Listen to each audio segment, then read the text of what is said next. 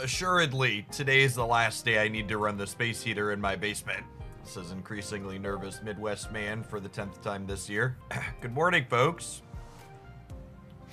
Hope you're staying warm if you're in our current cold snap in the Midwest. Had a couple of lovely 70-degree days to wrap up last week, and now we're right back into the below freezing weather here.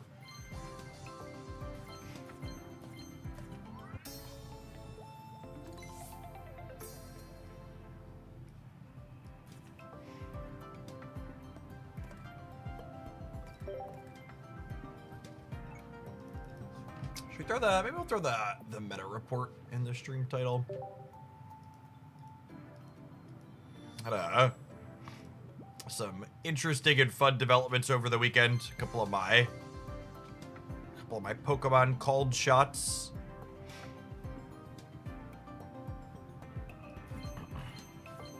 Ended up panning out well. Gallade had a very good weekend. Morning, Rabbit.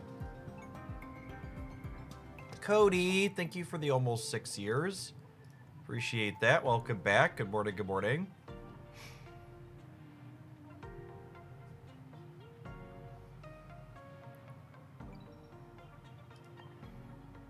Chansey pick. So that was a lie. I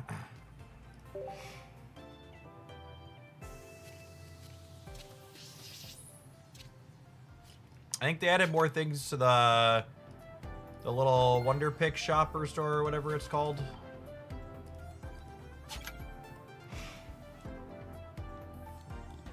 Let's click around a little bit and take a look-ski-poo here.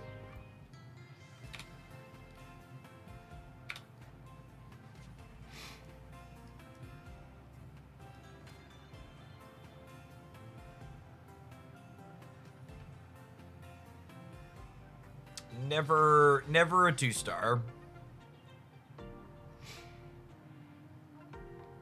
I've had 2 2-stars in my Wonder Picks since the set before this one dropped, and just don't show up. I wish I could spend points to miss Eve. I don't even have to hit. I just want to feel something, gamers. Manaphy coin is cute.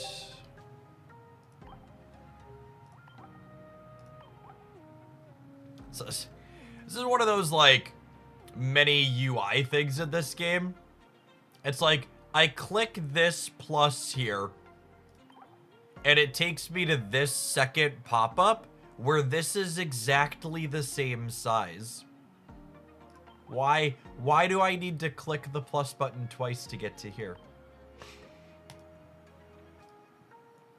What's going on?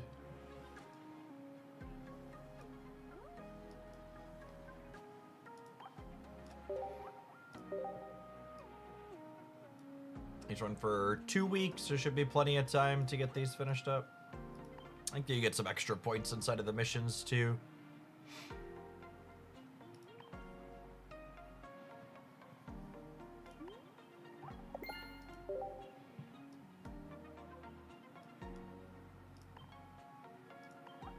Get some trade points. For anybody that hasn't been super plugged in on Pokemon Pocket News, by the way, they announced that these are going to be going away, trade tokens, sorry, technical jargon. These are going to be going away later this year. They're going to be implementing Dust instead.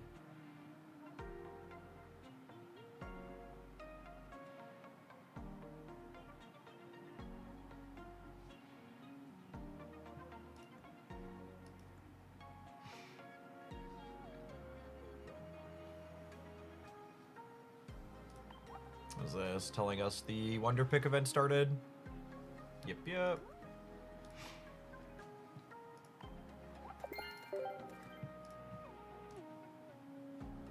Alright, our first viewer deck submission of the morning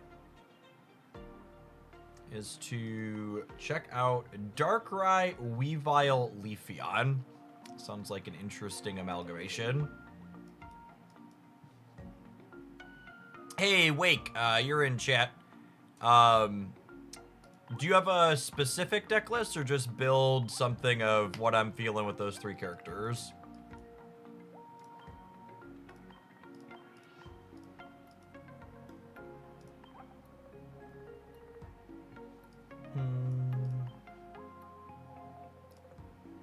Yeah, if you have something you want me to start with, I'd be down for that.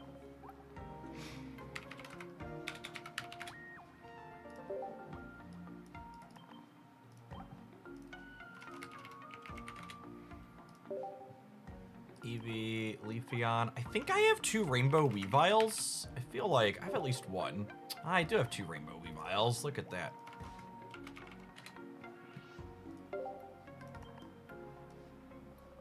Should we flare these Sneasels? Maybe we should flare these Sneasels.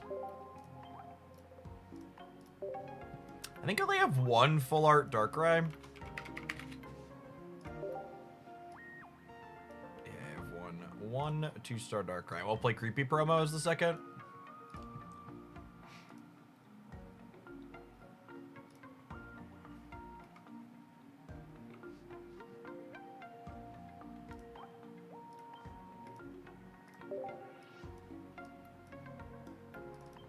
Couple of hats, a Sabrina, Leaf, Cyrus, Pokeball, Research, and a Communication.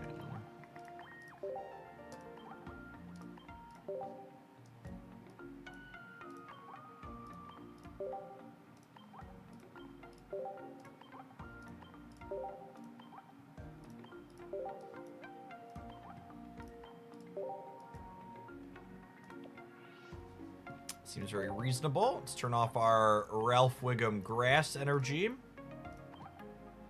Do not want that, Sam I am.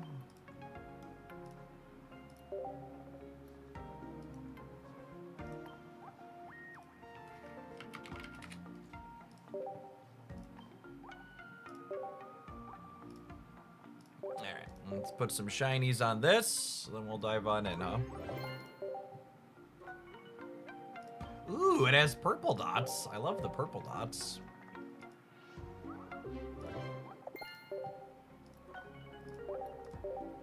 I love it when the one I like the most is the first one.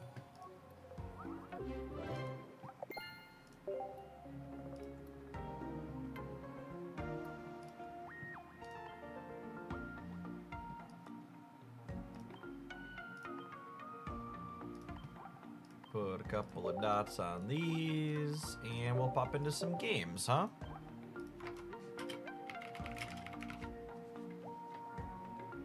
Don't waste your dust, you'll need that for trading. Yeah, I'm gonna be really curious to see what the... I'm gonna be curious to see what numbers they land on for trading with the shine dust, right? Because, like, that's the big devil in that detail. It's like, okay, everybody's got a lot of shine dust, but is it gonna be like, you know, 500 shine dust to trade an EX? Like it's 500 trade points? Is it gonna be 1-to-1? Or is it gonna be like 1,000 shine dust to trade an EX because you have lots of shine dust?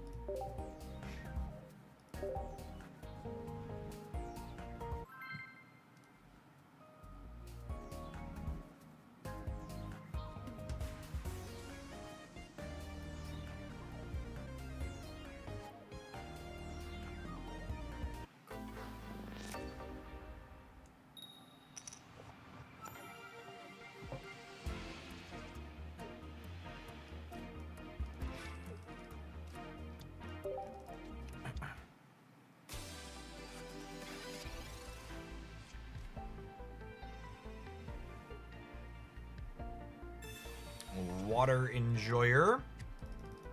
Technically could be Leafeon Celebi still, yeah? I'll find out when they play their second one out. There are both Manaphy Glaceon variations of Eevee and Leafeon Celebi variations of Eevee with that water energy. So Irida Gaming for sure.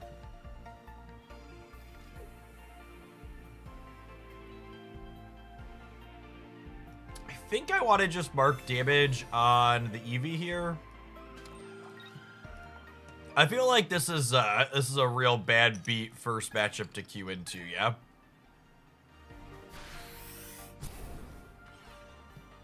We're trying to deal a bunch of chip shot damage and we queued into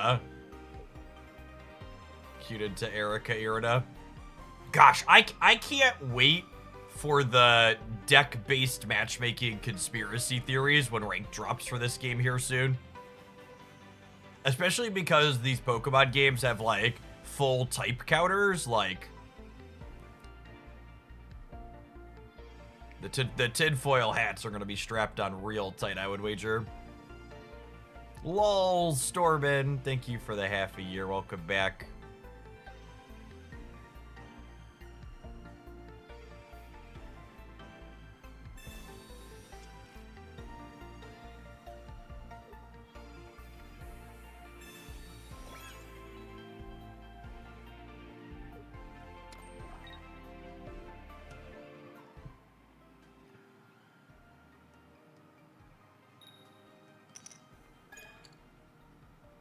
This is so unfortunate. There are so many permutations of this that let us knock out this stupid Eevee. And that is just not one of them.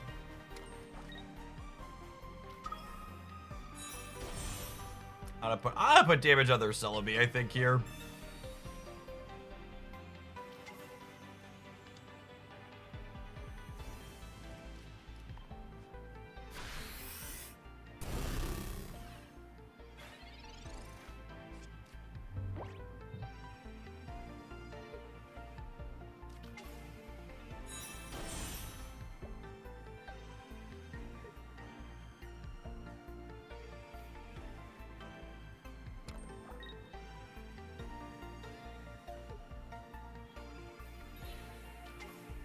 I suppose if they shuffle this around, I'm still not hitting for 70 is the issue.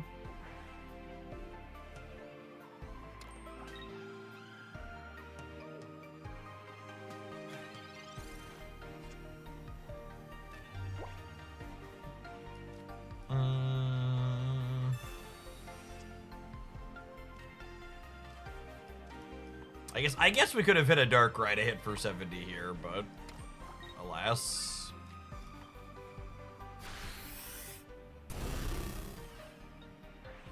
And then we're weak to grass at this point, so if they have a reasonable number of healing things, which are likely on Erica and Irida, I assume we're going to be in a bad spot.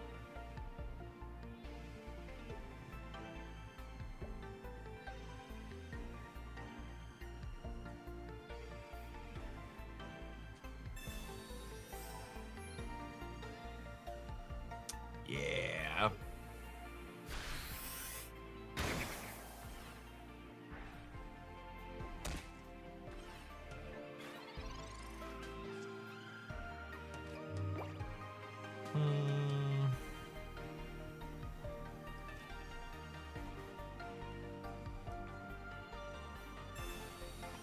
Darkrai? That's a Darkrai, yeah. I guess it could be an Eevee. Okay, so this could be a Darkrai.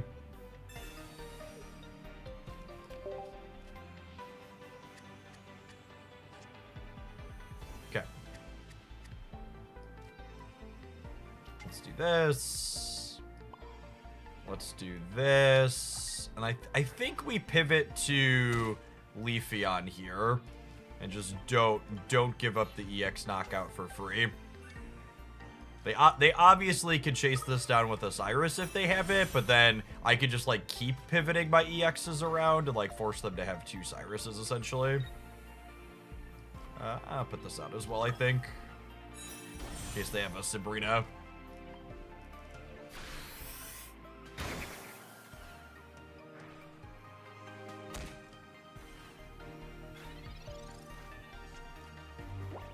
So they could put 2 energy on the Celebi this turn.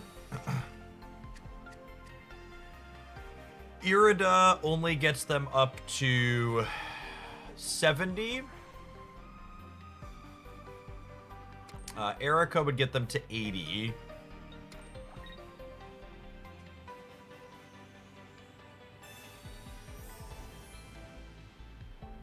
getting to 80 is relevant here because it means I have to leave Leafeon up in order to get this knockout, because I need to attach an energy here.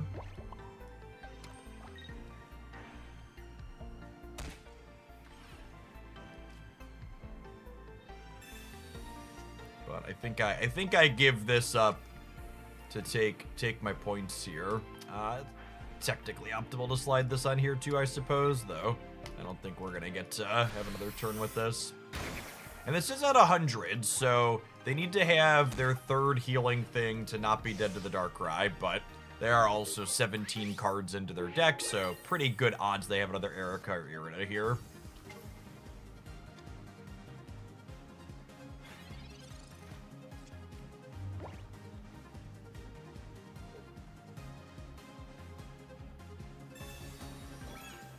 Cape also does it.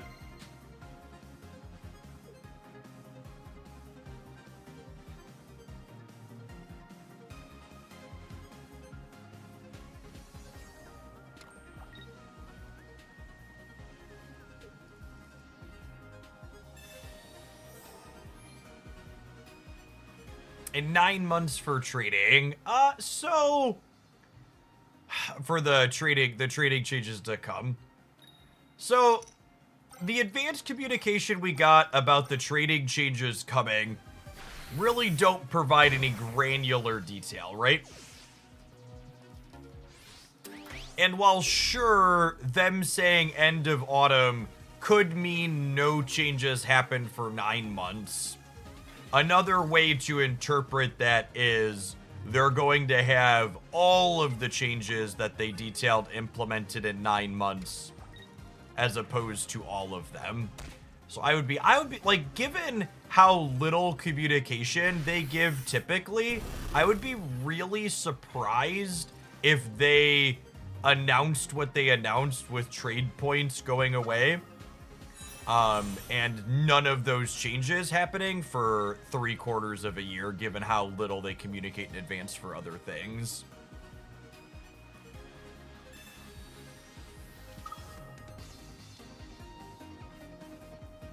So I feel like there were 2 parts to the trading update they communicated.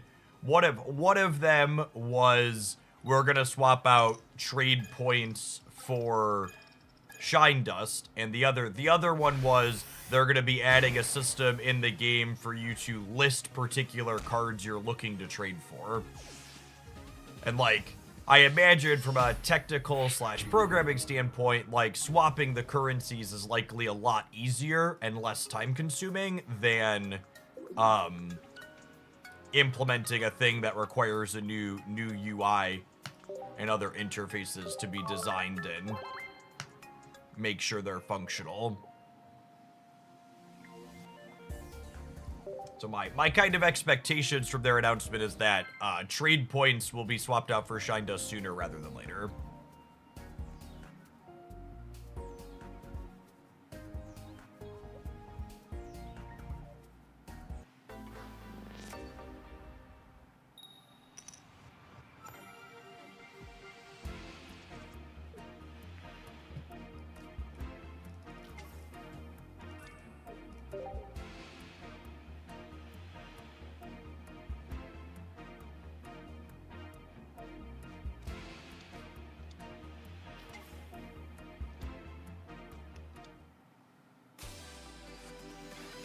That's a interesting choice from our opponent on their opener. They had the option to lead Manaphy and instead led on Articuno.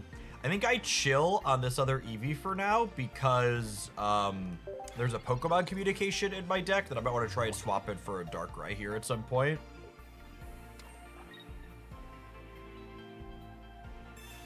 Yeah, okay. Having Misty is a reason to lead the Articuno, I suppose. An ambitious reason, but a reason all the same.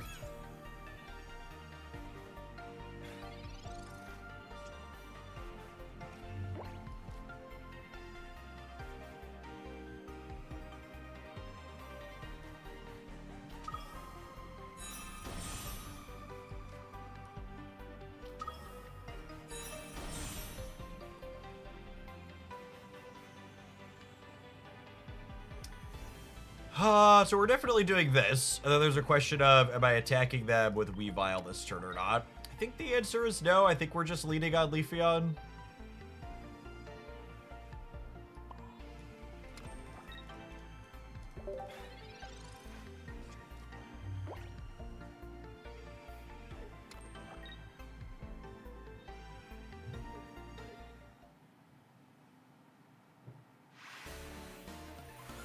I will say I'm hoping ranked causes there to be less of this kind of game happening.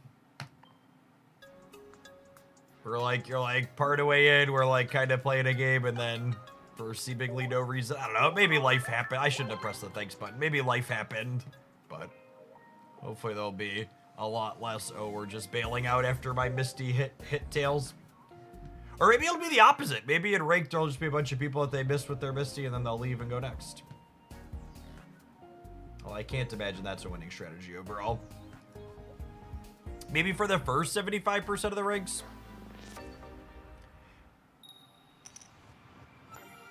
I would be really curious to see if the rank system looks similar to the TCG Live ranked system.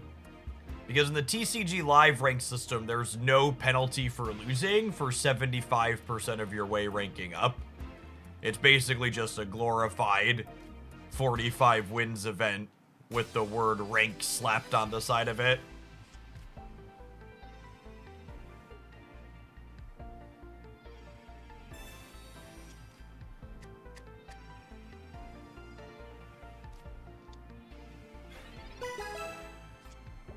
Sorry for the pack alert bait. That one's mine, not yours, gamers. Gosh, poor Doug Trio.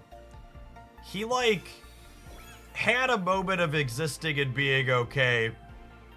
And now there's, like, Rocky Helmets and Nightmare Auras where his ability just doesn't matter.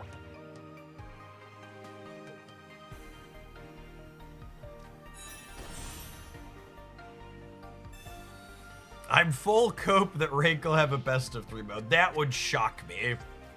I wouldn't be surprised if they wanted to support, like, grassroots tournaments a little bit and they implemented, like, a direct challenge best of 3 mode.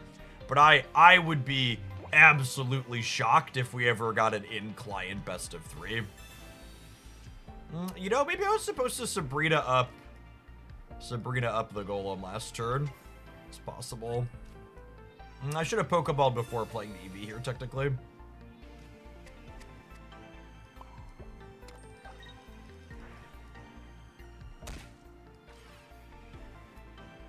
Slide Weavile out.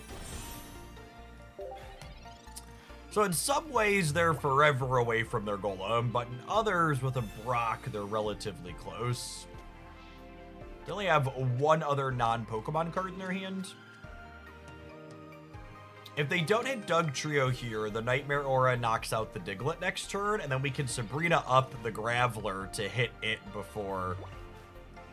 Yeah, I think the Sabrina here means they're probably cooked.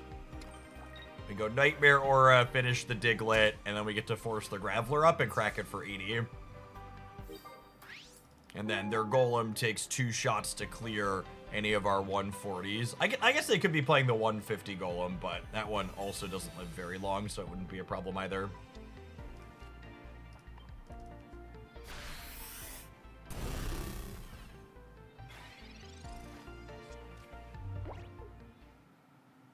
Yeah, just crunched.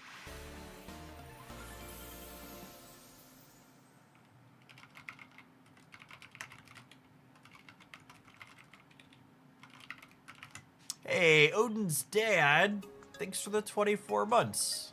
Appreciate the 2 years. Welcome back. I've finally started working through my playthrough of Dad of Boy Ragnarok. I'm like 10 hours in or so. Steel Berserker, thank you for the 19 months. Good morning, welcome back. How do you enjoy it? The God of War stuff is great. They're very good.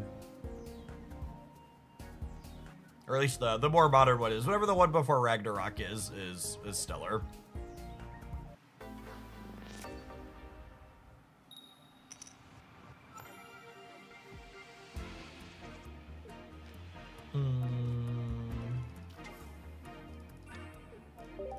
EV opener here, playing against a fire deck. I was about to ask myself, what's the fire deck in this metagame? Because Charizard's been largely pushed out.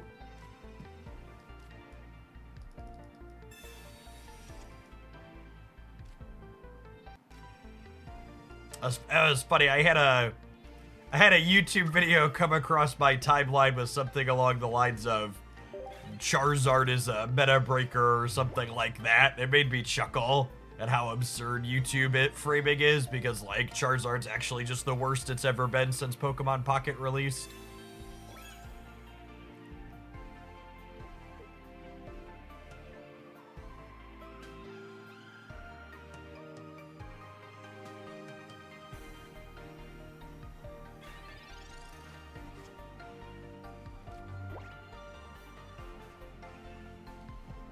Yes, I will definitely play Split Fiction with my wife at some point. I don't know when exactly. Probably not till this summer.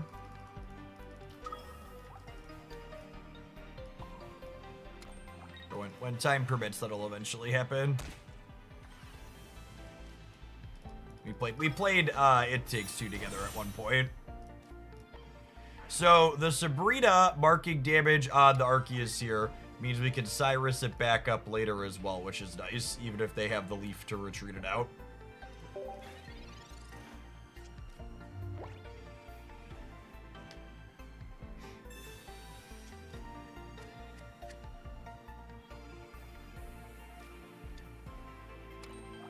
Ooh, a Crobat Enjoyer.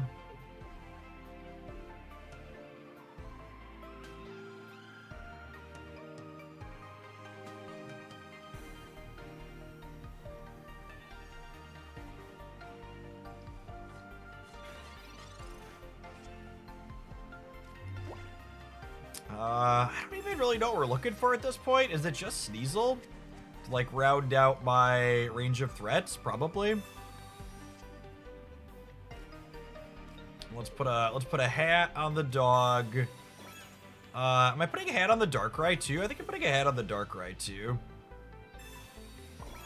Then we'll go Energy, Forest Breath, Crack You for 70.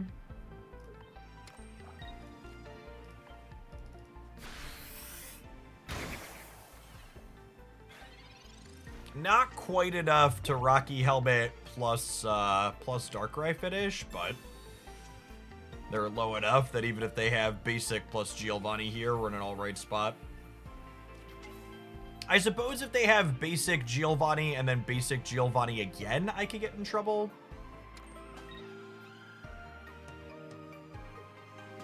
Or are they retreating this out? That seems like not a winning plan for you, gamer. Come here, bud. Come here, bud.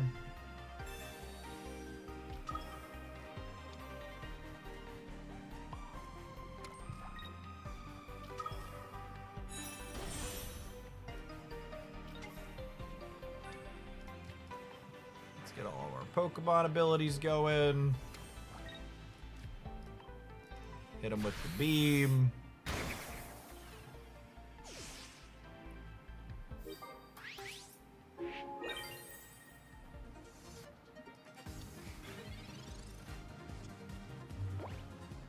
Oh, you know, putting the energy on the Weavile was probably wrong here. Yeah, that was 100% wrong, right? And I'm gonna lose the game because of it too. Yep. Oh, I guess they have to have a copy of Leaf.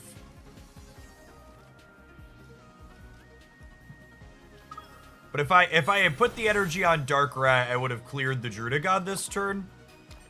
And now because I didn't put the energy on Darkrai, I can't clear the Drudagon, which means that they have Leaf, they can pivot to this and then clean out my Leafeon. I don't have a way to get back into this. Oh, you know what?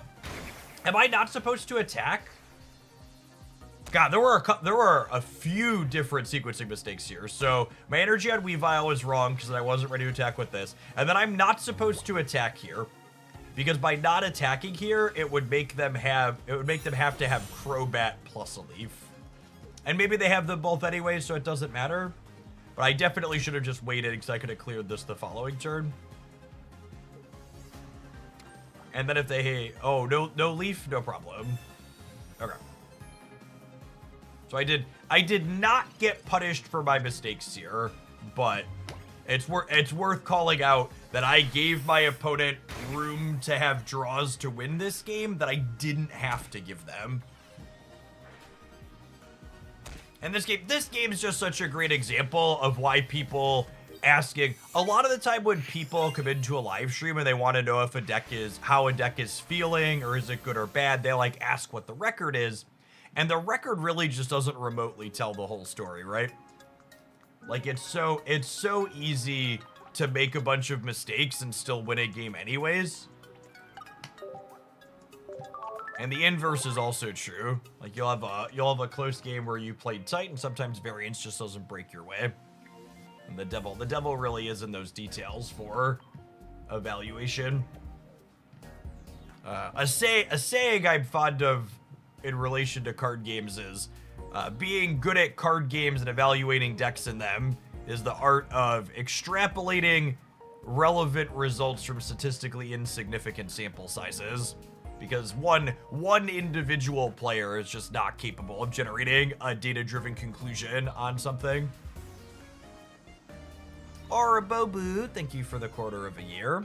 We're going to jam some more games with this when we get back. It's been a fun and interesting viewer submission so far. We take a brief pause for the cause and let some adverts roll. Appreciate everybody here bright and early on a Monday morning. Thanks for hanging out. Don't go anywhere. If you're watching on the YouTube side, consider tapping the like button on the live stream. Appreciate the 93 people that did that already. We've got almost 300 people watching over there, though, so we'll probably pump that up a little bit.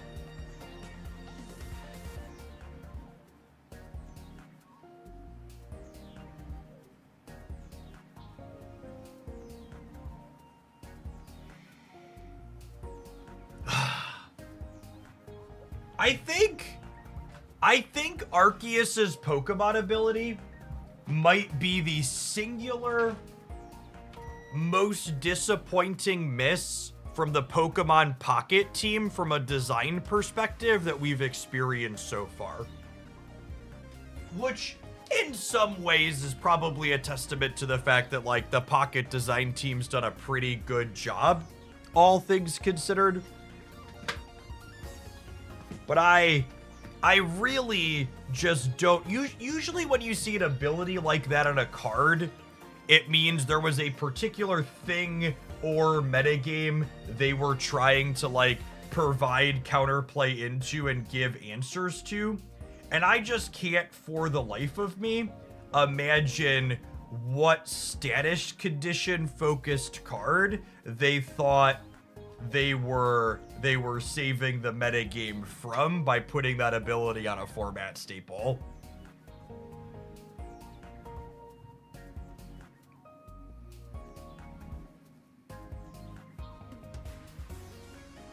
Like, I think about, like, did they think Ms. Magius was, like, did their internal testing show Ms. Magius was a powerhouse?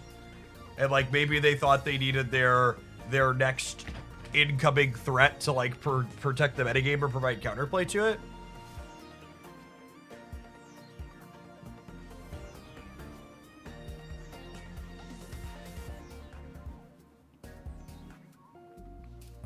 Maybe they thought Toxicroak would have been too good. I mean, Toxicroak's such a good example, right? Like, it feels like that card never even got a chance to exist because Arceus is everywhere.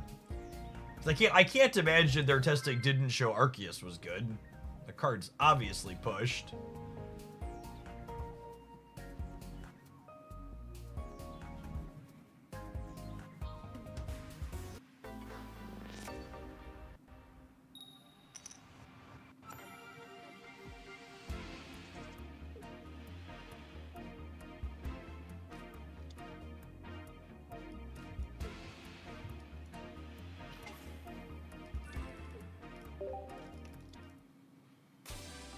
Dark Energy Rotom. Probably a Crobat Enjoyer if I had to venture a guess. We'll put Rocky Helmet on this just because we're going to want it there anyways, I think. This way, if they switch this off into something that attacks for one, they take a little crackback.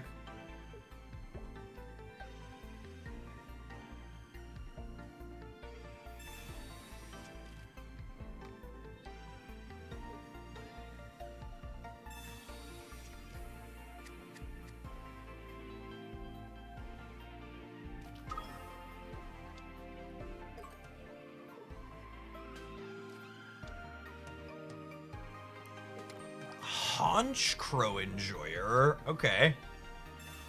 So they're on like just attack the bench type game plan here.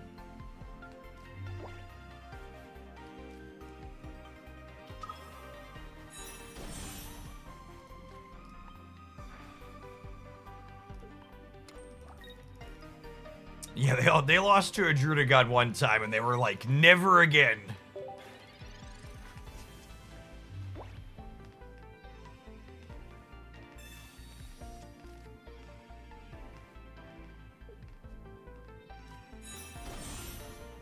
I will say, anecdotally so far, playing a bunch of 140 HP Pokemon in this deck without playing copies of Cape feels like it's probably a mistake.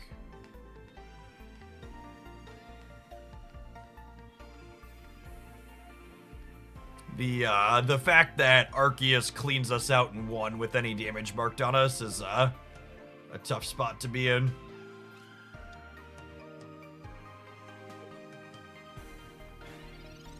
They're setting up to attack with the Haunch Crow.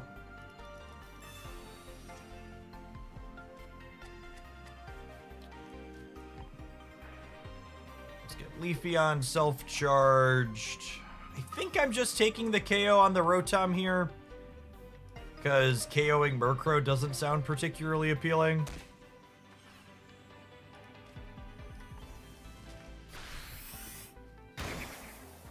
Should play some Cape to be prepared against Mewtwo. LOL.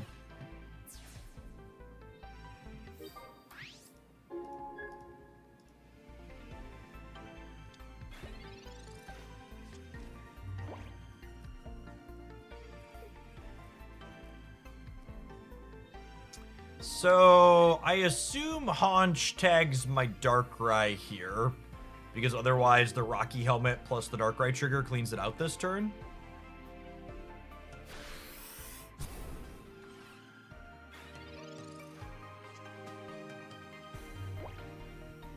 Although I suppose the way this lines up,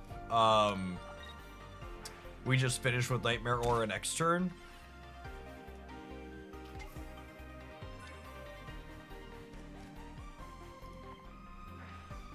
I consider Sneasel a 6-card package to include helmets. I don't know that I would think about Sneasel that way.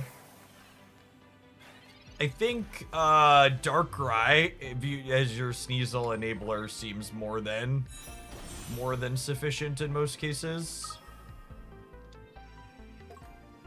I'm very confused that they're not just powering up Arceus. Seems like a mistake. I'm not sure we would have been able to crunch through them just like powering up the Pokegod in the back.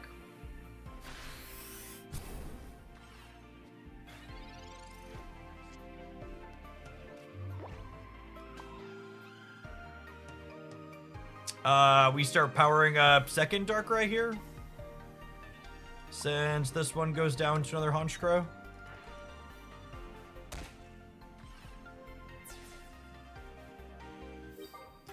And then we'll hit something this turn with Leafeon and then be able to Cyrus it back up the following turn to clean it up.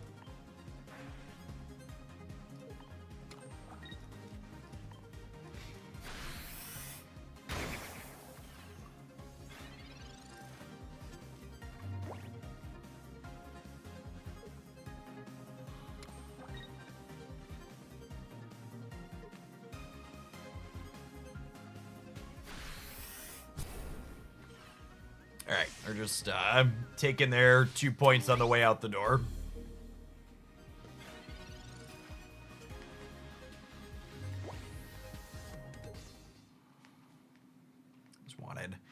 wanted a couple of points on the scoreboard, I suppose. Yeah, I'm gonna try swapping out the helmets for keeps, I think. I think these 140s having a way to survive Arceus is probably pretty important.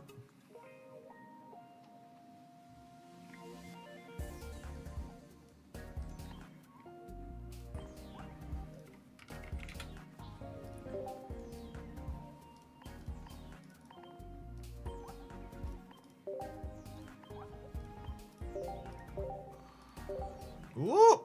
Damn it, Ralph. I said no grass energy, Ralph. The dog brings its own plants with it, okay? It's why we're playing it.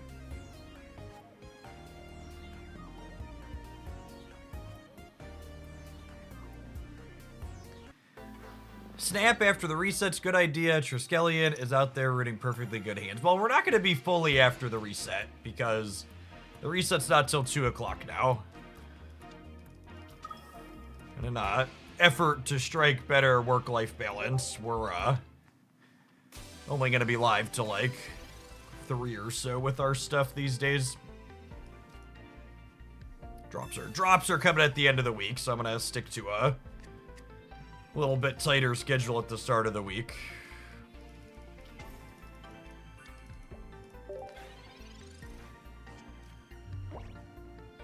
Although I think when we switch over to Snap this afternoon, we're going to... I want to do an updated Series 4 or 5 tier list, and I think we're going to take a crack at doing that live together on stream is my plan.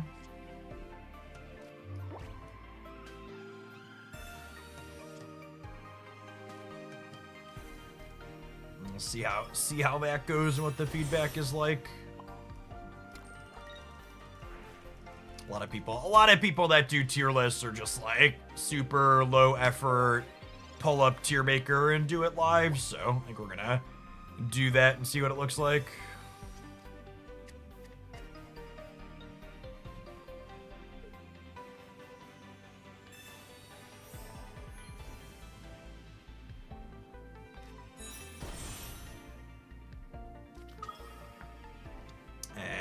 It's a teenage monkey.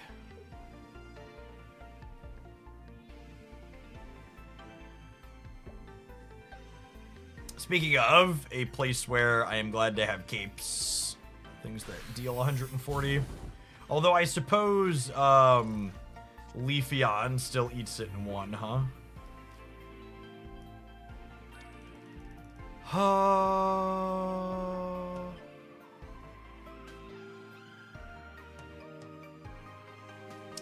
I think I want to mark damage on the Infernape. I could Sabrina this up, but that doesn't seem like an ideal play. I think I want to mark damage here. So that way Weavile can get in for 70 next turn. They have 170 total, so 70, 70, 20 isn't quite enough to clean them out. Ben S, thank you for that Prime. Appreciate the over 4 years. Welcome back.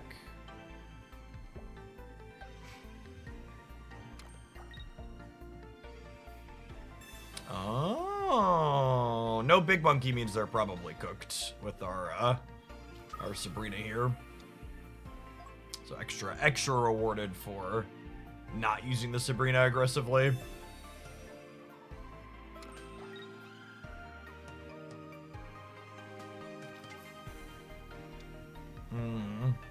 Okay, need a Cyrus top deck now.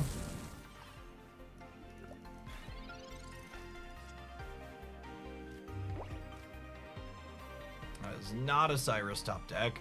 I think we're just getting in our damage here. And then this lets Weavile finish this next turn, even through a cape. We're putting them to 40, so cape only gets them to 60. They need cape potion to live. And then I can cape our Weavile so it doesn't go down to an Infernape in 1.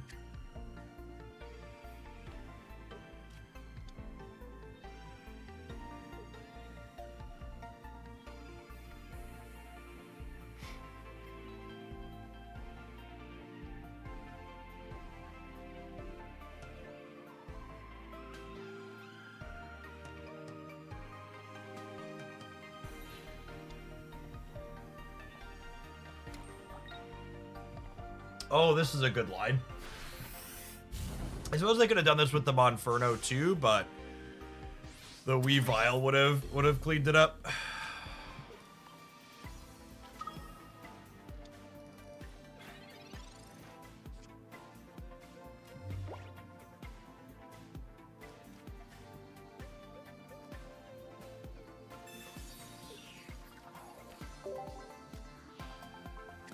Looking for other Darkrai here.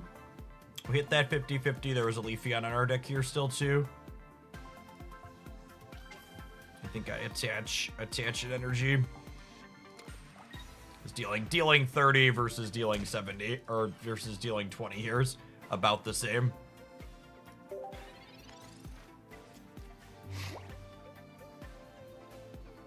How beginner friendly is this game right now? I mean, I think Pokemon Pocket does an excellent job of having the basics to start being very clean and easy to pick up. Like any card game though, jumping in and getting a competitive deck isn't something you'll be able to do right away without spending dollary dues. But one of the really nice things about the way Pocket's economy is structured is that they don't obligate you to play games to build your collection. So if you're someone that wants to just like collect cards and build your collection, you could just log in and open 2 packs every day.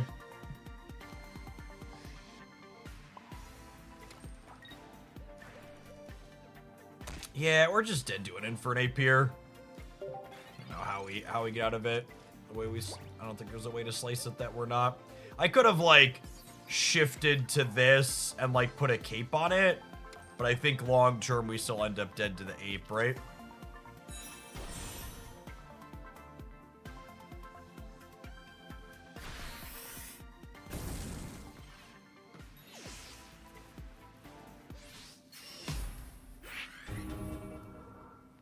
That's true. If you're into grinding solo missions, there's a lot of rewards locked behind those.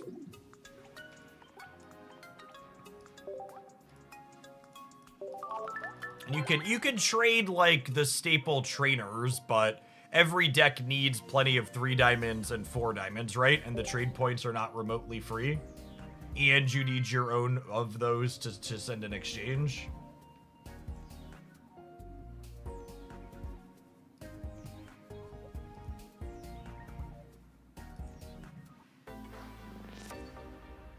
Is Leafeon good when just giving grass to itself? So far, there are not any proven competitive Leafeon decks where it's only giving grass to itself.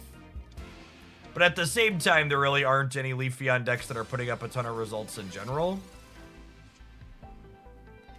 Like when you look at what's actually performing, Leafeon's not among any of the top things I'm covering in my meta reports. Grass just continues to be a type where just like all of its finishers are trash essentially. Celebi is just not a very good Pokemon Pocket card, so when that's your archetype's best finisher, you're kind of in a bad way.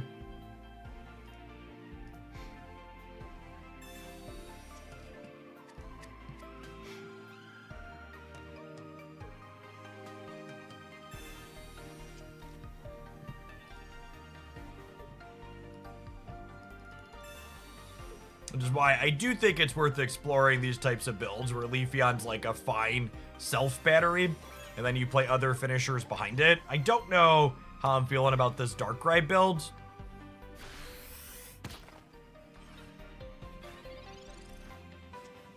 Yeah, I liked Leafeon plus Venusaur. That felt okay.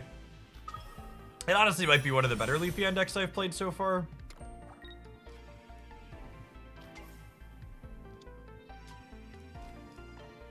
If Leafeon could put grass energy on any type of card, it would probably be the best card in Pokemon Pocket.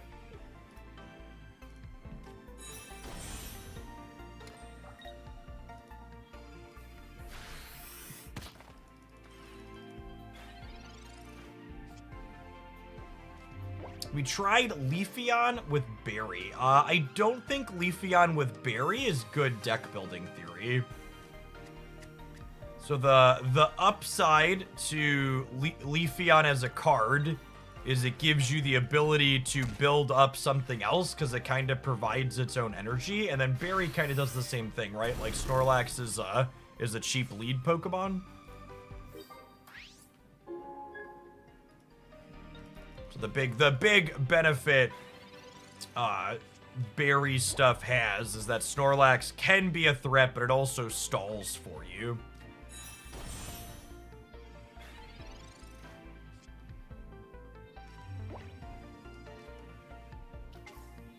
Alright, so if we clear their Golem here, they're probably in a bad way, yeah? So we'll drag this up. We'll mark 20, we'll deal 70. And then we have, way to crunch through with this next turn.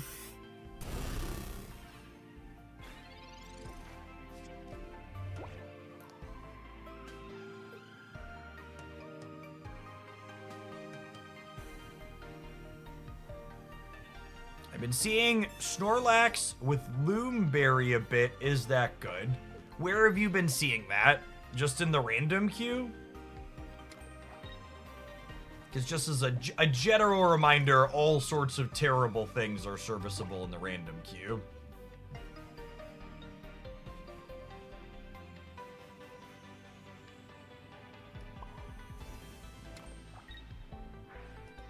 As someone who spends a lot of time looking at Pokemon Pocket tournament data, I can tell you there have not been any Berry decks playing Loomberry that have been putting up results. Berry decks, like I've been covering in my weekly roundups, do have plenty of results in the community tournaments, but they're not playing Loomberry. Loomberry is bad.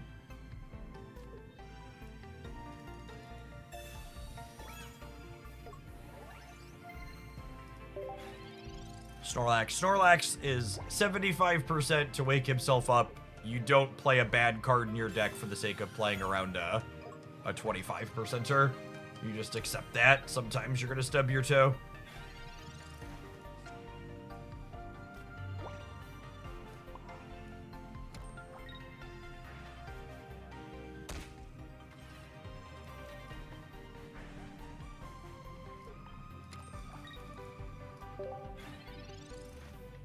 Cape already paying some dividends for us here on the Leafeon.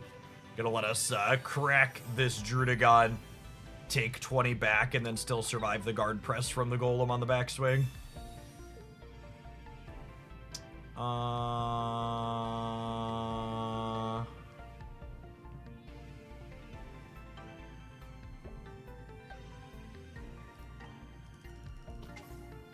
Like, they can't leaf this turn, right? So they're not attacking me?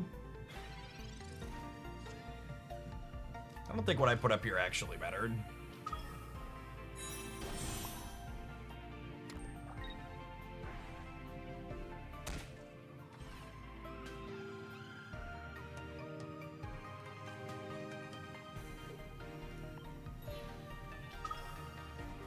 While I enjoy a lot of the Arceus synergy designs, I feel like this set stifled a lot of my joy in deck building, because I often find myself asking, why not just run Arceus instead? I mean, credit where credit is due, asking yourself why not run Arceus instead doesn't have anything to do with Arceus's synergy designs, right? The why not just run Arceus instead is wholly and fully related to the fact that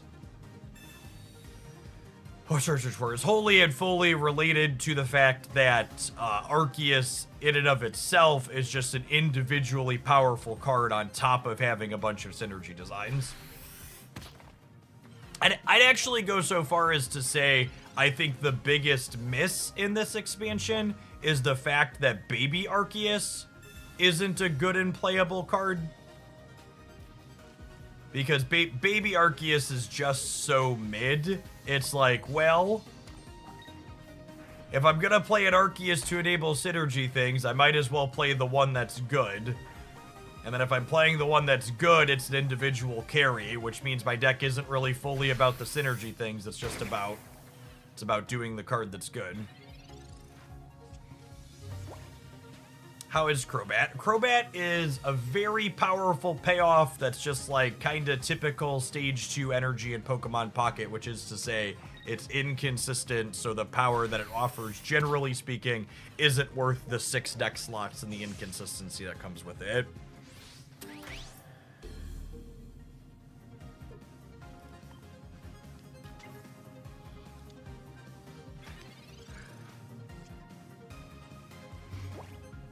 It's like, it's real good when it all comes together, and like it's put up sporadic results when people run really hot with it, but it's definitely a,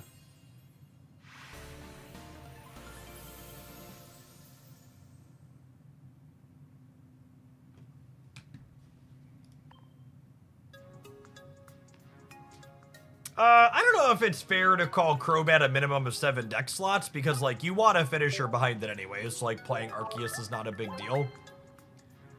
But it's stage 2, 6 deck slots, kind of 7, or maybe 8 if you view communication as a must-play alongside it, which is not an unreasonable position to have.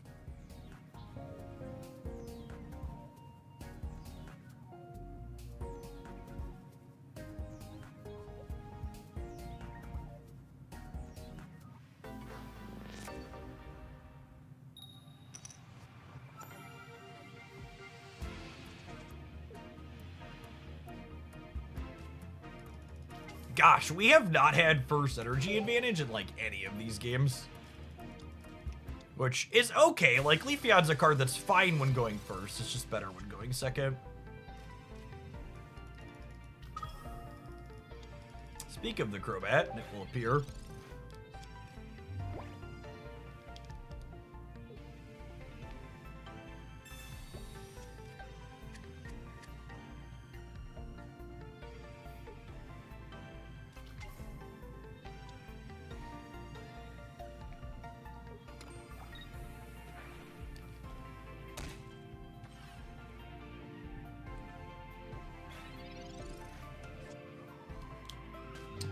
Mark damage on Zubat here, just so we have the option to Cyrus it up later, should they retreat it next turn. We evolve to Leafeon. We need to put an energy on here next turn to get its attack in, but for now I think I want to mark this damage here. Do stage 2 Pokemon need to be better overall or easier to assemble? I think I've fully come around to the opinion that stage 1 and stage 2 Pokemon need to be power crept a little bit. I think them being less consistent should 100% be viewed as a feature, not a bug. And I think I personally would enjoy it a lot more if they were just like strong enough to not be just instantly. Like, it's like take a look at someone in chat was talking about Glaceon versus Arceus, for example. It's like Glaceon's 3 energy attack hits for less damage than Arceus does on average, and it has the same amount of HP. So it's like, why would I spend 2 cards to hit for less damage on average while having the same amount of HP? While also taking up 4 deck slots instead of 2. So I take twice as many deck slots, I hit for less damage, I have the same amount of HP. And, like, sure, you have synergy with Misty is something you could call out. And you, like, the Pokemon ability has nominal small upsides. But I think the numbers on all of the stage 1s and stage 2s just need to be a touch larger. I think we need more 150, 160 HP stage 1s. And we need, you know, more 180s, 190s, even 200 point stage 2s.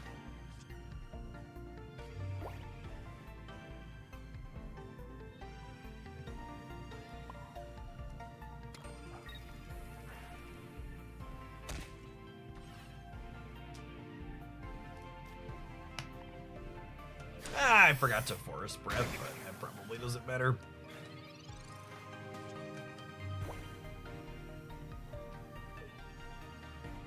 Arceus has the drawback of needing extra basic, but that pays for itself by freeing up deck slots you otherwise be spending on evolutions. Not only that, but Arceus is the type of card that forces people to build their decks better. A drum I've been soundly beating in Pokemon Pocket since day one is people don't play enough basic Pokemon in their decks. And much like Pikachu EX from our first season that like made you feel compelled to play 7 basics, so it made your decks better by playing more basics, Arceus is like, oh, I'm just gonna reward you for building your deck correctly.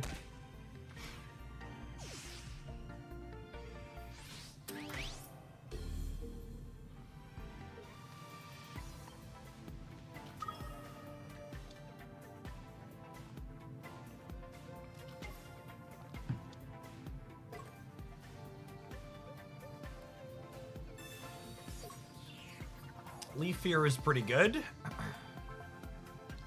Although I guess they're not dealing any damage to me, right? They're kind of just spinning their tires here.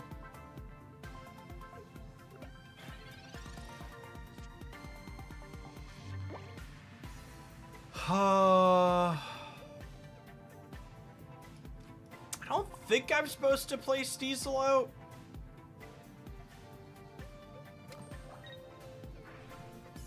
Well, I guess they can't.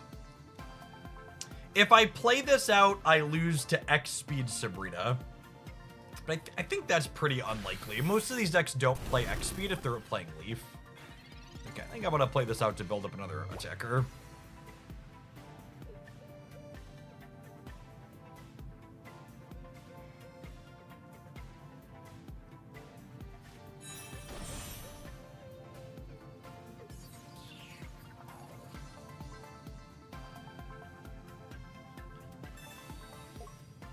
Alright, here's another Leaf, but with our Sabrina in hand, they're gonna need another thing that can... honey. Are there 2 potions here? Like, what are we doing? Nope. Okay, weird. Because they could have switched to the Golbat to not be dead on board at least. I don't know if they just like don't have a winning line, so it's just like their kind of like awkward concession, but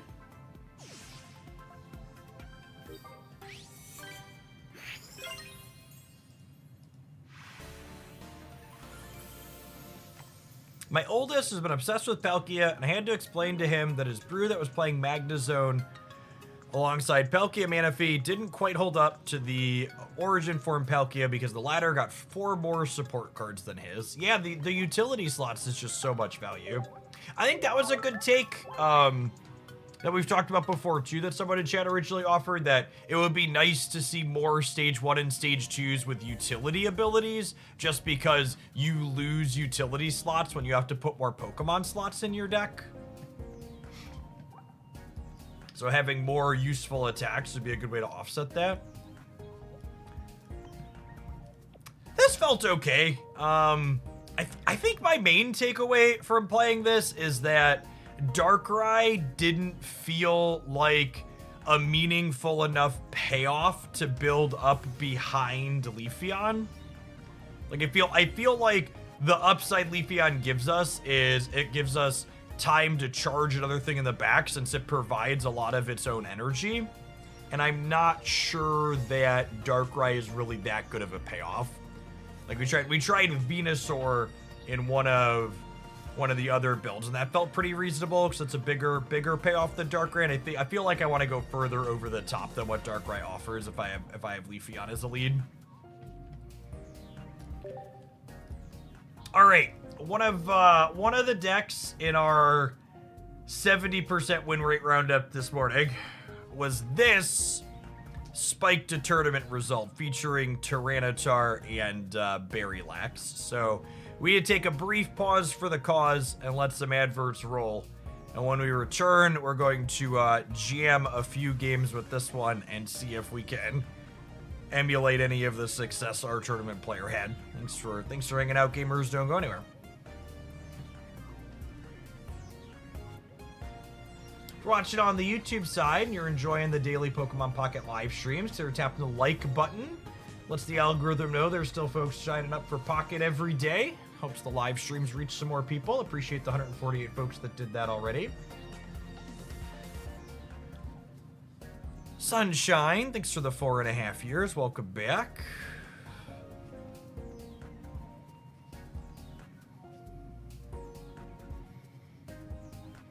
Tyranitar's got, you know, I've been beating the Blastoise drum since Pokemon Pocket dropped him, dealing 160 in a shot is like pretty solid. And Tyranitar's like a 4-card combo that deals 160 in a shot. And you have the Arceus set up behind it as well.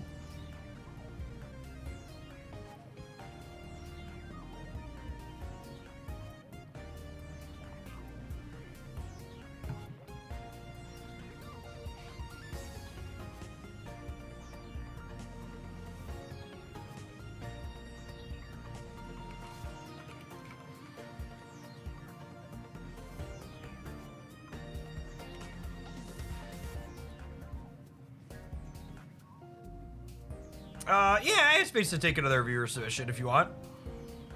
Fonzosaurus. Could be our last deck after this one. Good morning, good morning.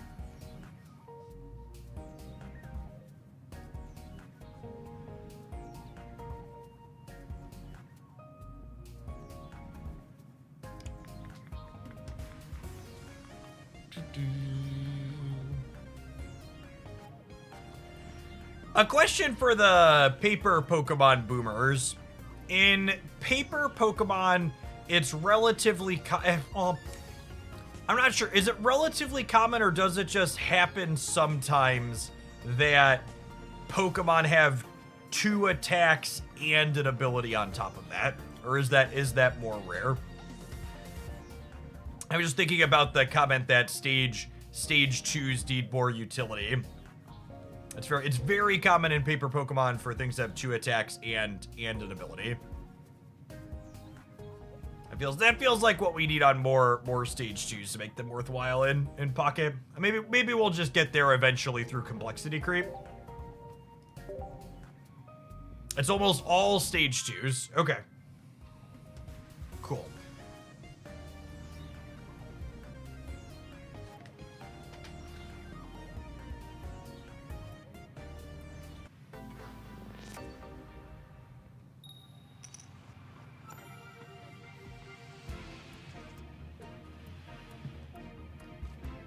Would love it to lead on this fat man, thank you.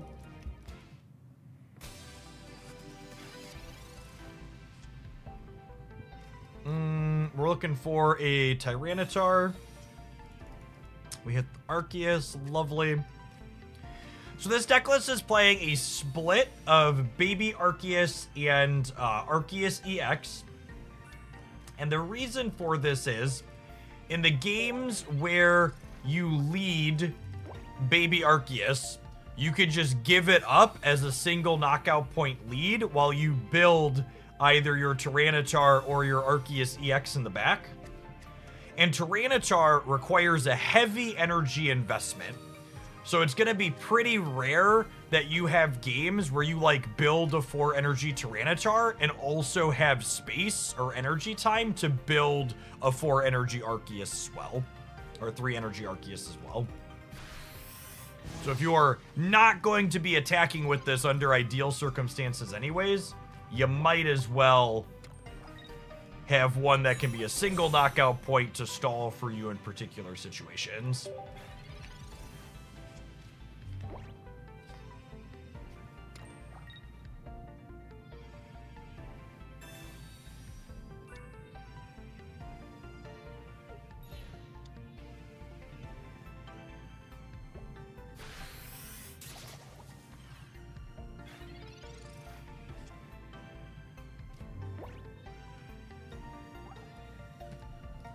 Oh, they don't have Arceus. Well, that's good for us.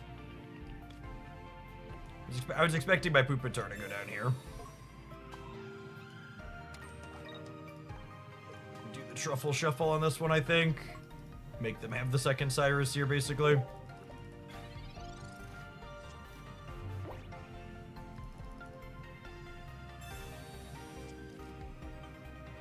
I suppose, okay. I was gonna say, I suppose they could Rotom and finish the thing in the back too, but they're just like not gonna be able to beat the Snorlax. Hey, thanks for the deck submission. Some Berry Rampardos as our last one today. Berry definitely feels like this metagame's jank glue. You kind of like shove two Berry, two Snorlax into a bunch of different shells with the stage 2 and have it work out.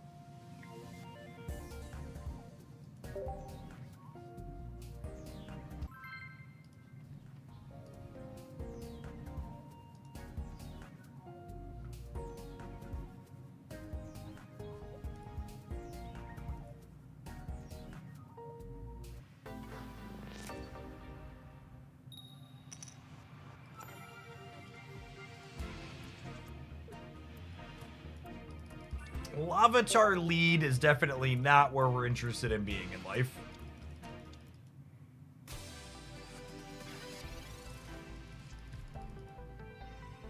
Be looking for a Snorlax or a baby Arceus to switch this off into.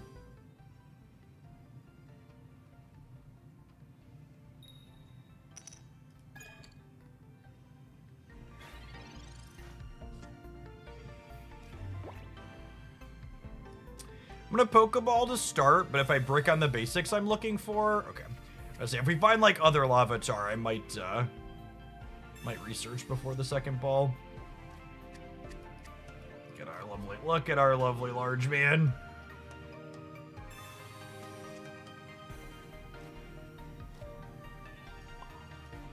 I think we just pivot out into Lax.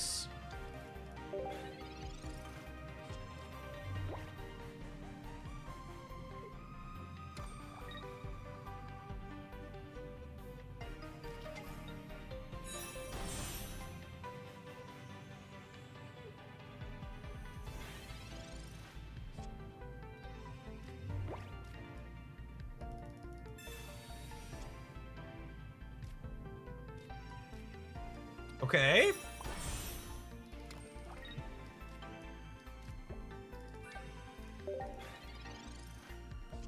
I mean, I feel like we're in a very good spot, yeah? They hit me, I go energy. They clear me, I go energy.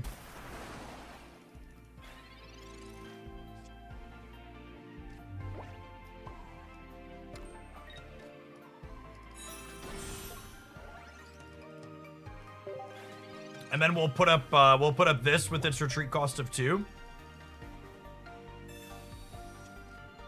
So they'll clear, I'll put this up, I'll go 3rd energy, they'll hit me, I'll go 4th energy, I'll leaf, I'll hit them.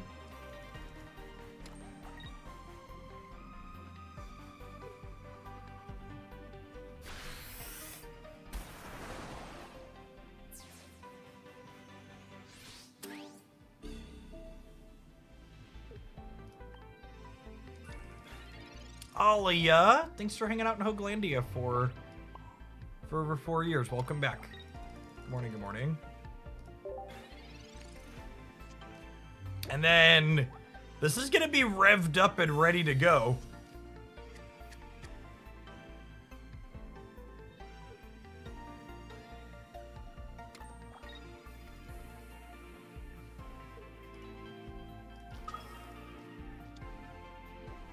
I mean, I think this switch is worse for them, right? Because Starmie gets cleared by this even without the link damage bonus. So I think they're supposed to leave this up, because once I link damage clear this, even if they have Cyrus to finish Arceus here, the Land Crush still cleans this back, yeah?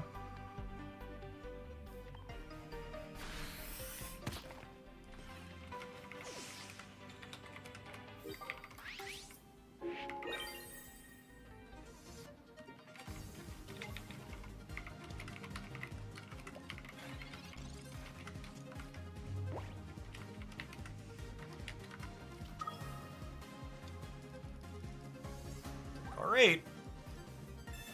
Got all 1 knockout point dork, so even if you have a Cyrus or a Sabrina, you're still not winning the game.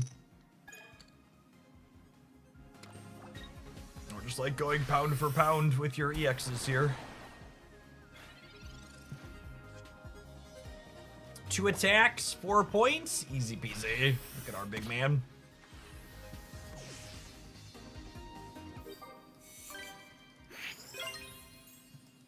That's a pretty clean game for us.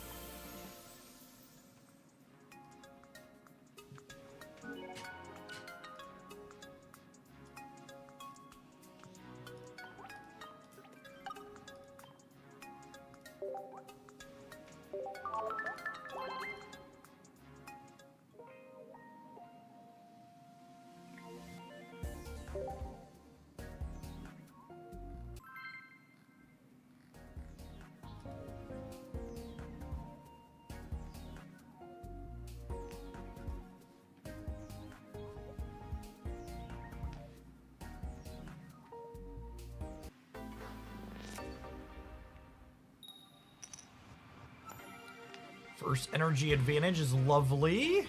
Snorlax opener, also lovely. Gosh, this hand has almost all the bits, huh?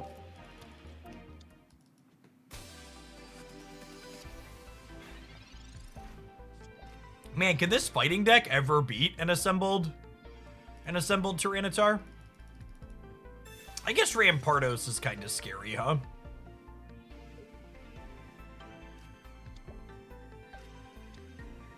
Our first draw is going to dictate where our energy goes. If we find a berry, we'll energy the Snorlax. If we don't find a berry, we'll move in on the Pupitar. Pupitar it is.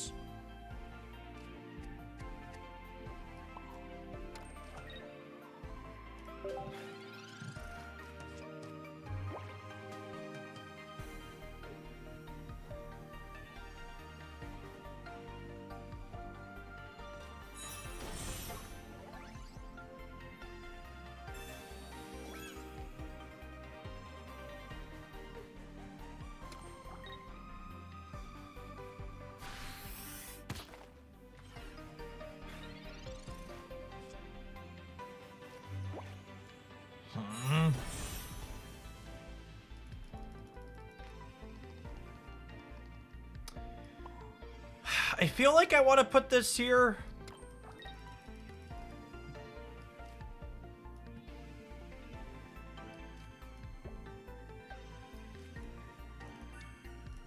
So I think if they evolve into Lucario and clear this, I want to put this up and threaten a clear on the backswing. Or 1 in 5 for that to be able to happen.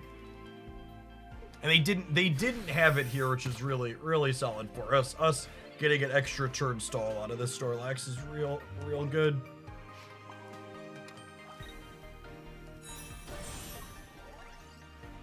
I think we're gonna need a berry to win this game, though. I don't think Tyranitar is gonna be able to full solo carry. So I think we're gonna need a KO out of the Snorlax.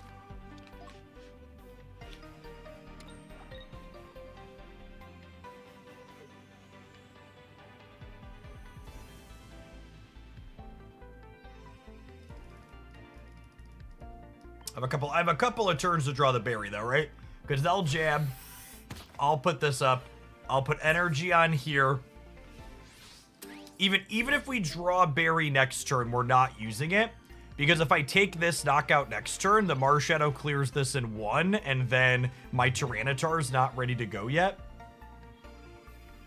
So I think the game plan here is we go energy here, and then next turn we're hoping to draw berry.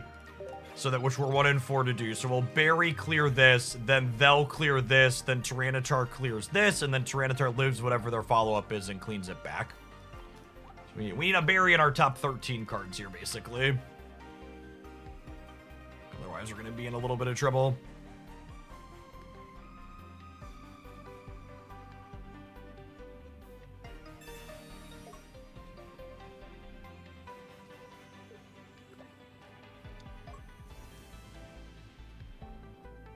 I guess this exchange makes sense. It means that they clear Snorlax in 2.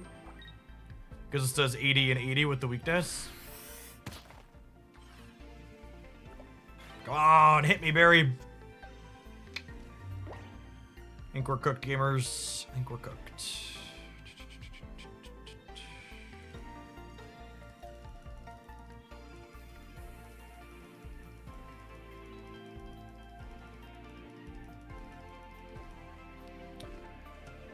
Oh.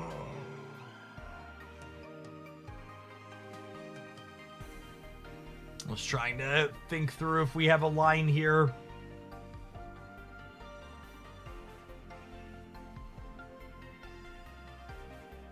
I don't think we do. They're already on 1 point.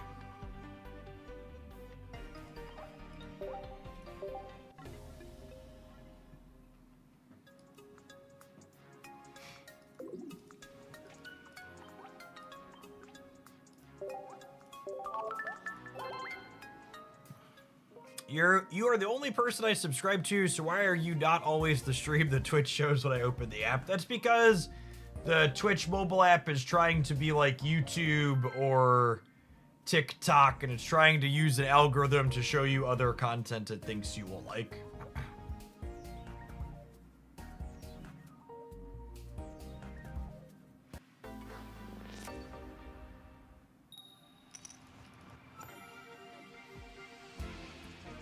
It's funny, people always complain that Twitch doesn't have enough discoverability on it.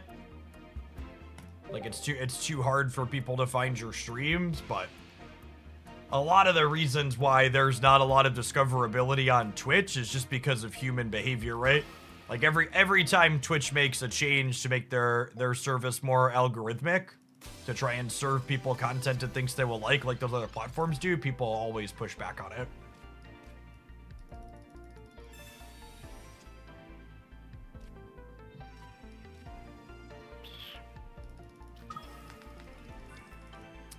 Most people don't use Twitch as a platform to discover new content. When a majority of people open up twitch.tv, they use it in one of two ways. They either look at their list of people that they follow and pick from someone who's already on, or they open up a game category for a particular game that they want to watch, and they click into one of like the top 5 streams in that category, depending on what like their preview window looks like and what their title is.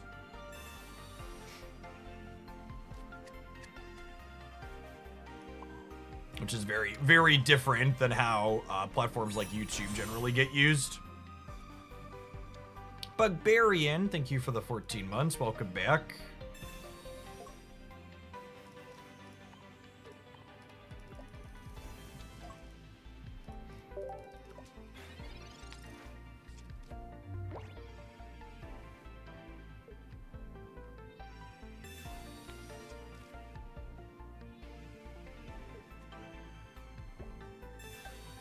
If we could find our big man, Tyranitar does clear Arceus in 1. 160 is a good damage breakpoint in this matchup.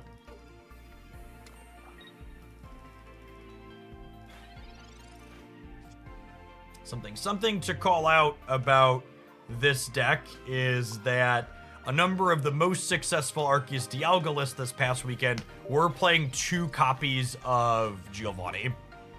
So good chance our big man goes down here.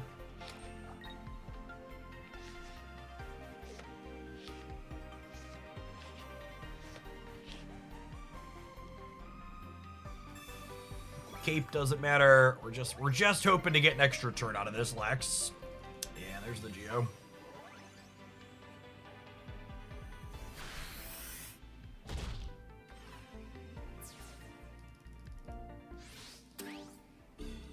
I do have another copy of Leaf here, so we're not just dead depending on what our draw is, but we're definitely not in a good spot. If this hits a basic, it's not terrible, because we can pivot into that while putting energy on Pupitar.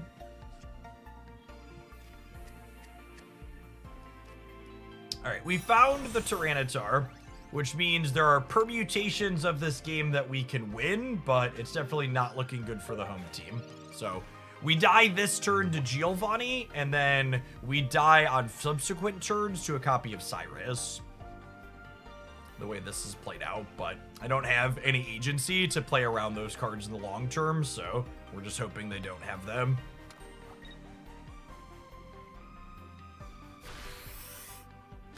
All right, no Giovanni. A lot of the times these decks only have one copy of Cyrus, and this Lavatar draw is actually really good because it means we now get to beat Sabrina.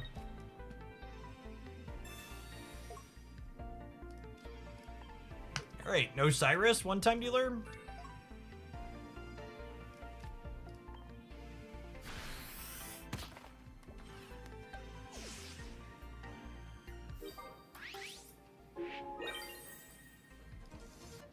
Big Daddy is here. Will he be enough? And even if they have another cape here, if they don't have the Cyrus, Giovanni lets us clear them through cape. Clench. Dead.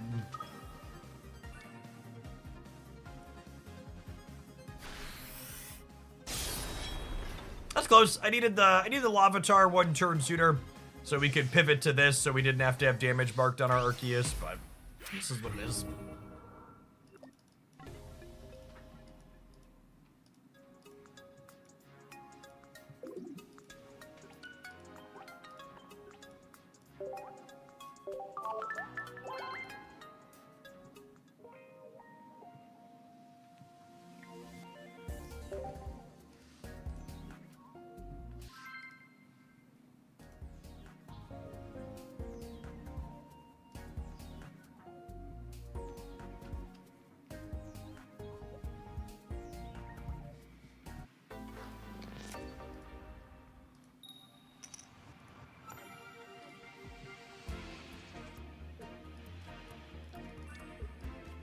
All right, we have our full stage 2, but we don't have first energy advantage. And even if we did, like, this thing takes 4. It's so much energy.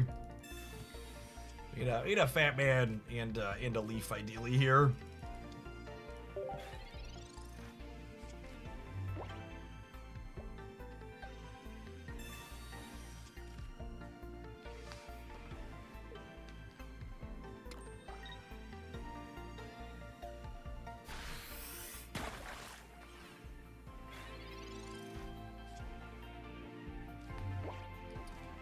Oh.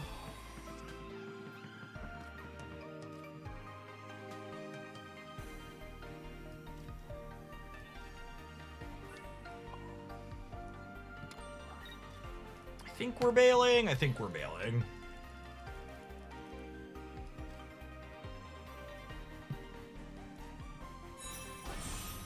I could be right to hold this since this one can be Cyrused up, but they're gonna have a Greninja at some point anyways, so even if we wait to evolve a full health one, it's not necessarily safe from Cyrus. If they brick on their stage 1 for a turn, bury with Snorlax lets us collapse the Froakie, which would be nice.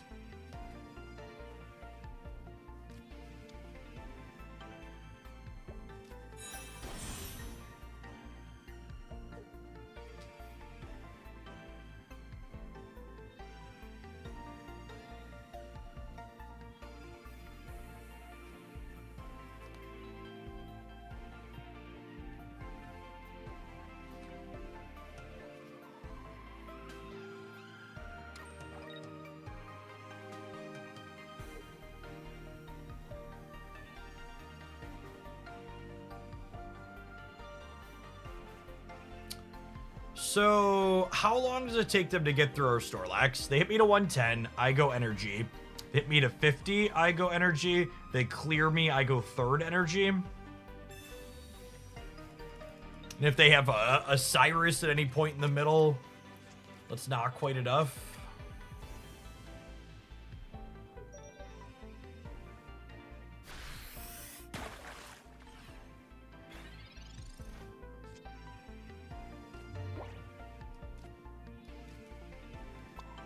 I think we're just hoping for no Cyrus is the game plan here.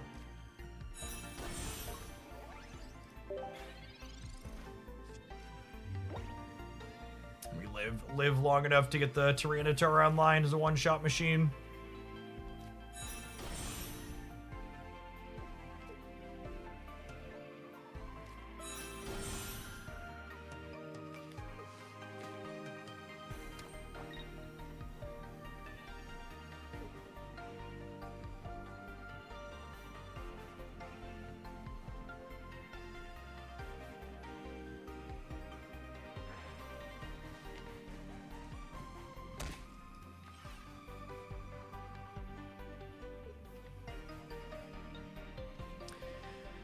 So they said that ranked was coming before the end of the month.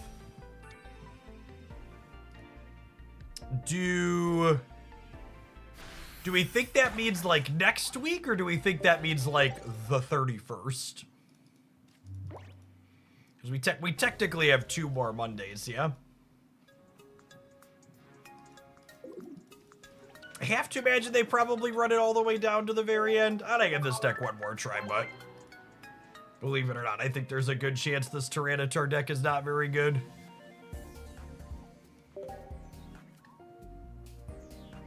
Yeah, with the 31st being a Monday, I wouldn't be surprised if it went all the way down till then.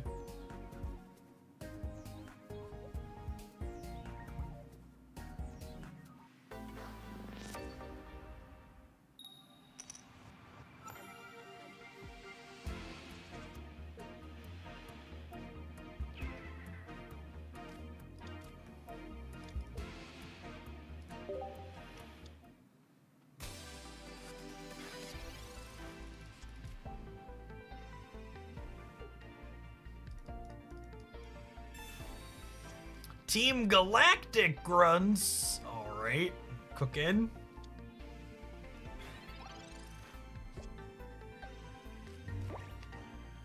They call our opponent Brittany because they're looking pretty toxic, gamers. We have first energy advantage and double Snorlax. So with the full Tyranitar line ready and waiting here, I think we just build to this ASAP.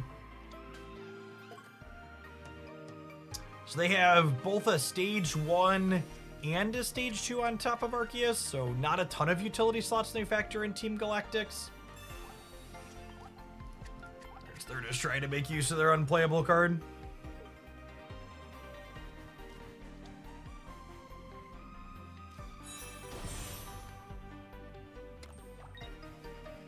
It seems like a big hurdle with Tyranitar is energy in addition to the triple evolve.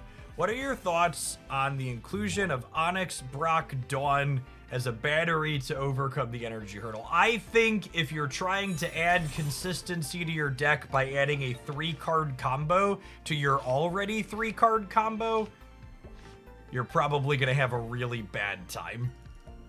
Especially when your other 3-card combo involves you needing to have 2 supporters in a particular order. So like, your idea is like, we're gonna assemble 6 cards, 2 of which are supporters that need to exist in a particular order in order to get 1 energy ahead of like 1 extra turn. Sounds really atrocious.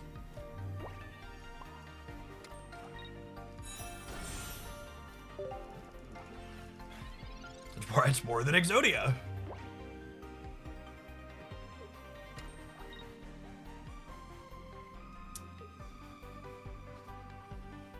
At that point, would Tyranitar actually be better than Golem? I think Tyranitar is significantly better than Golem, for what it's worth. I think clearing a 140 HP Pokemon wearing a cape in 1 shot is a very real and meaningful breakpoint to be hitting.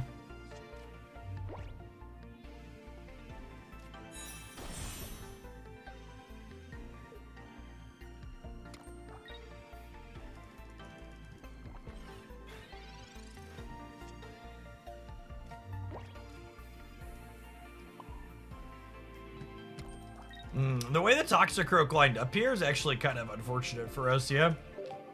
Because this is dying as we pass back to them, meaning they get to poison my next thing here, too.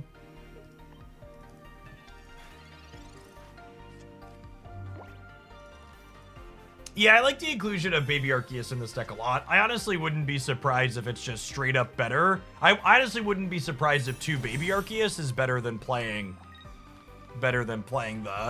the EX Arceus in this deck.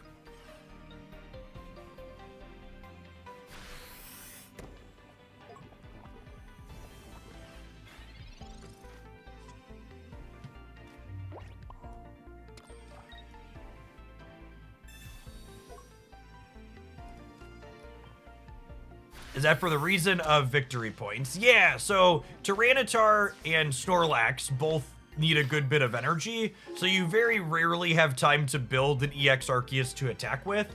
And Baby Arceus gives you the flexibility to be able to leave it up as a wall that can stall for you. So similar to how our first Snorlax this game just took hits while we built Tyranitar, Baby Arceus can also just take hits while you build Tyranitar. Alright, so if this wakes up, we can leaf it out, which would be ideal. And if it doesn't wake up, we probably die. If this wakes up, I think we win the game. Otherwise, we might be in a little bit of trouble.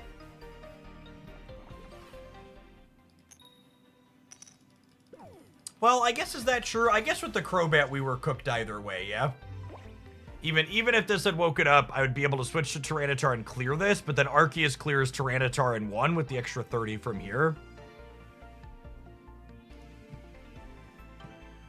Yeah, there's just not an out from here.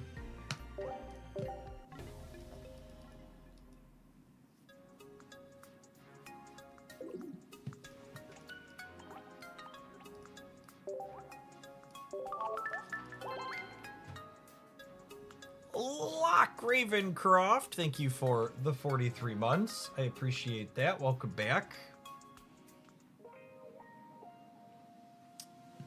All right, I think I'm gonna go ahead and throw this one in the trash can. Shit. Never forget. I had someone leave a really nasty comment on the new Dex Roundup one time, letting me know they thought it was very rude and misleading for me to tell people that decks with a single result were good. And one thing I want to make very clear from my weekly new Dex Roundups is that at no point do I say the decks that I'm highlighting are good. Something you should be very painfully aware of is that just like it's possible for a good deck in the hands of a good player to hit bad beats and not do well, it's very possible for a bad deck in the hands of a good player, or even a mediocre player, to do well if they hit good variants and good matchups. So a lot of the decks in those new deck roundups, despite having that one result, still aren't going to be very good. Occasionally there's something really interesting and novel and it takes off and has more wide success, but as is the case with building decks in any card game, most things that aren't the defined meta decks are going to be bad. And you gotta work through a lot of bad decks to maybe eventually find that one good new thing. We're going to take a pause for the cause and let some adverts roll. When we get back, our last viewer deck of the morning is going to be checking out some Berry Rampardos as a way to guarantee our Snorlax up front in the lead. Thanks everybody for hanging out. Don't go anywhere. If you're watching on the YouTube side, consider tap the like button on the live stream. Appreciate the over 200 people that did that already. If you enjoy the daily Pokemon Pocket Live Streams, that little bit of engagement's a free way for you to help them continue and for the algorithm to promote them a little bit more.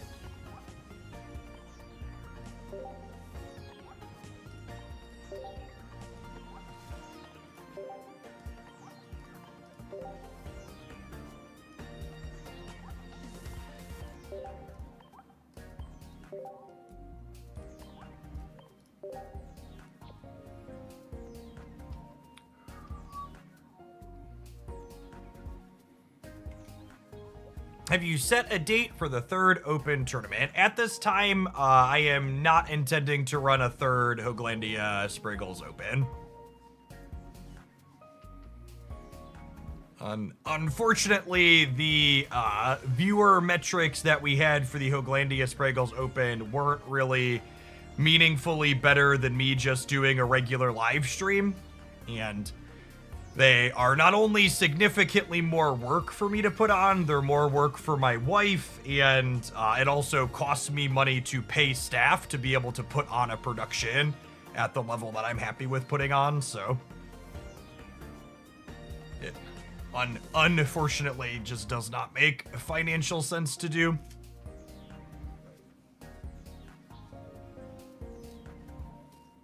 You can flare the promo Snorlax, but I do not have enough of them to flare currently. I think I only have one more.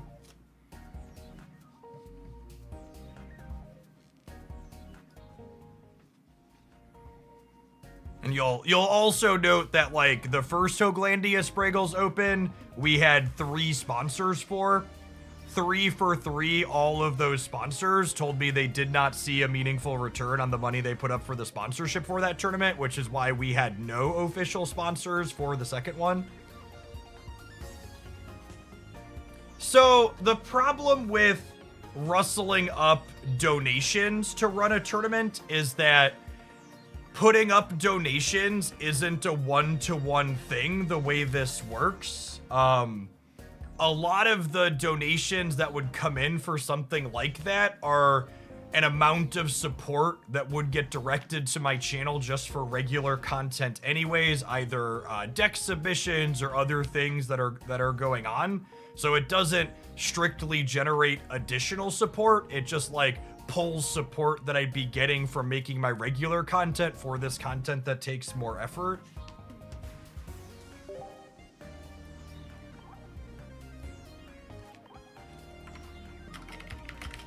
It's hard to measure exactly what that looks like and why it is.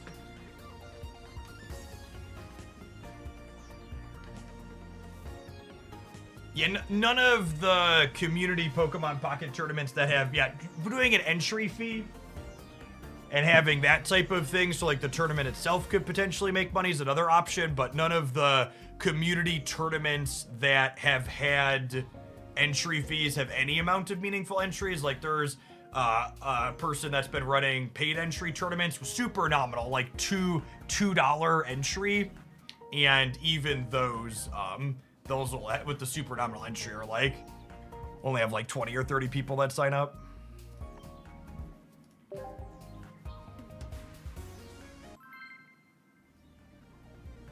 Just a heads up, you only need 1 Pokeball if you run 2 Snorlax. That's not true. So it's very common for decks like 18 Trainer and other variations like with these fossils that only play 2 basic Pokemon to play 2 Pokeballs, because while your second Pokeball is a dead draw, you want to have the consistency of hitting your second basic as often as possible.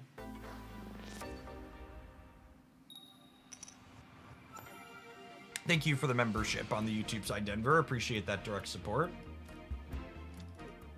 It's also worth consideration that this deck is playing 2 copies of Pokemon Communication. So our first Pokeball can fish up our second Snorlax. We can toss it back with Communication, and then we can Pokeball it back up again. So we actually aren't guaranteed bricked on the second ball, and you want that second Snorlax more consistently.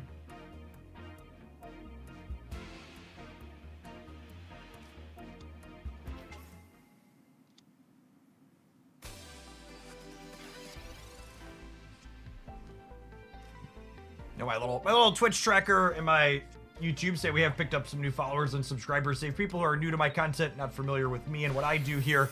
I'm a very old hat making card game content here on the internet. I've been streaming on Twitch for over a decade.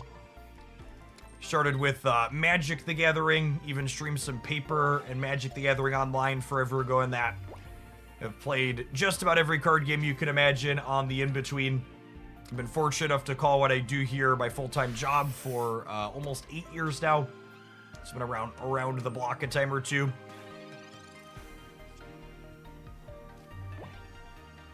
We're going digging for our angsty teenage dinosaur here, huh? Unlucky. It was 50% to find the teenage dino and we missed. I guess there's just never a reason to build this early, right? Just always work on the Snorlax. Put a hat on this.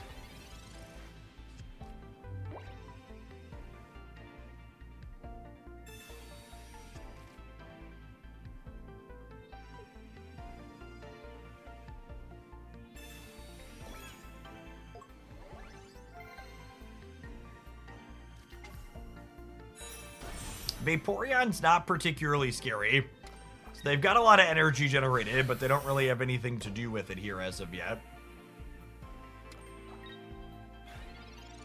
This, with the washout, means they can put that energy up onto something else, though, so... As soon as they find a Palkia, it's going to be charged up and ready to go. This is another 66%er to find the Cranidos. And we bricked on a second 66%er there. There was 1 Rampardos and 2 Cranidos in our deck. Rip. Pino. What a nice amount of months. Thank you for the 69-month resubscription. Welcome back. Speaking of having been here for an eternity.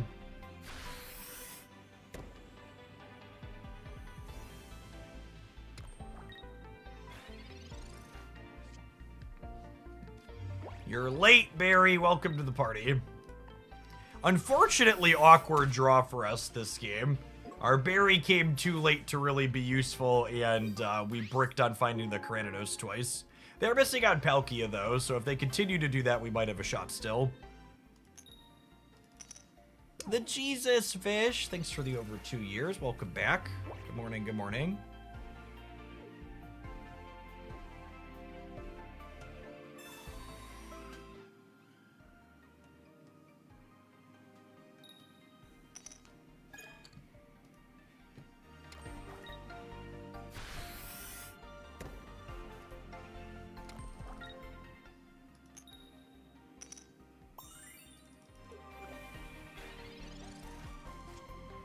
Yes, if our opponent does manage to find a Palkia, they're gonna get to fire it off as much as they want.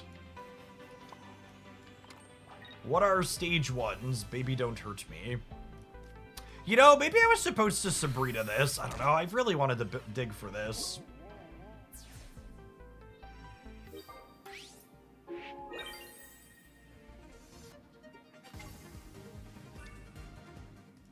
Wake up!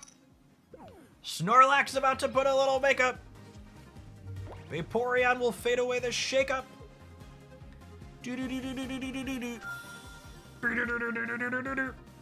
Oh no! Okay, we're still fine if we can find Angsty Teenage Dino. I believe, chat. We need Angsty Teenage Dino next turn. Even with the Palkia setup, we find Angsty Teenage Dino. We're gonna be A-okay.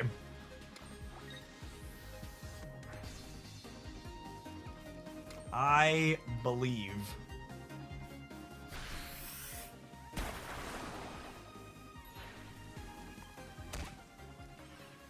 That being said, I can't research into it because I need to bury this turn, so we're only a little better than 1 in 4 to find our teenage dinosaur.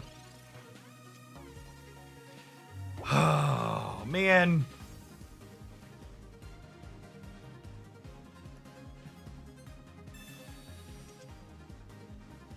Good gravy.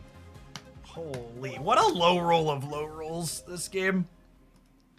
We needed a Berry Suitor, or we needed a Cranidos down to the end. Unlucky.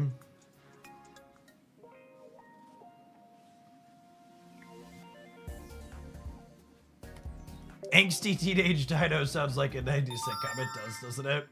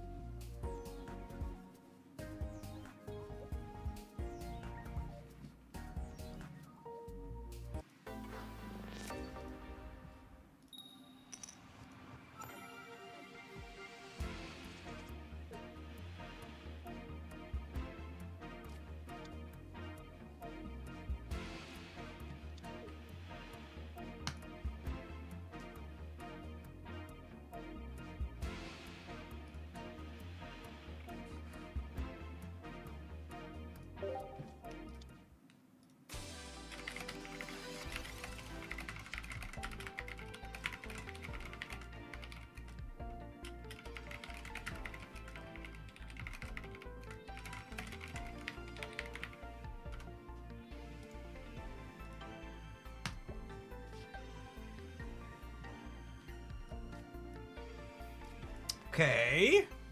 We have a Pokeball. They have Healing Shaman with a Grass Energy, eh? I'm not playing Mr. Lax out to start because we might throw him back with Communication.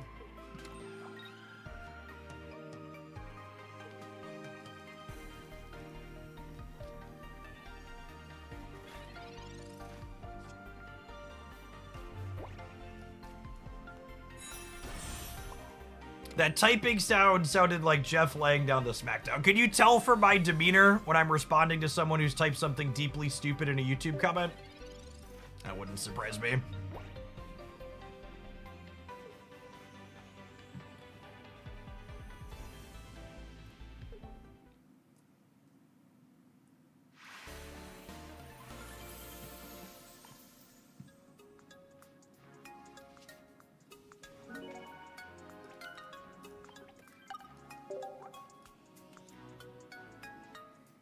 I was hoping the Tyranitar deck would be good because I only have one Arceus EX. I think that comment actually helps highlight one of the reasons I would wager Triumphant Light feels like it had an incredible amount of burnout compared to all of the other Pokemon Pocket expansions we've had so far, which is the way Pokemon Pocket's economy is structured. If you don't incidentally open the EX Pokemon you're hoping to play with, it's incredibly expensive or just impossible to get the one you actually want. And that was less of a problem in the previous expansions where there were multiple good and interesting EX Pokemon for you to be able to open and build your decks around. But this last expansion, basically every EX Pokemon that wasn't Arceus kind of sucked for building decks around, yeah? Like, none of them are in and around the top meta decks in the format. Well, we have Leafeon, Probopass, Glaceon, and then Garchomp, which, like, a few of those are, like, okay, C/B tier things, I guess. But, like, there's just, yeah. So, like, I'm not surprised that everybody who just like didn't incidentally open EX Arceus just like was like, nah, yeah, I'm just not gonna bother. Because there just like aren't things to explore with it. Because realistically, until you can trade for them, it costs $100 per EX to brute force your way into a particular EX you didn't open with pack points. It's incredibly expensive. Yeah, that's true too. Even all of the 3-diamond cards, which are the next most interesting ones to build your decks with typically, if you didn't open Arceus, you're still just like out of luck with those too.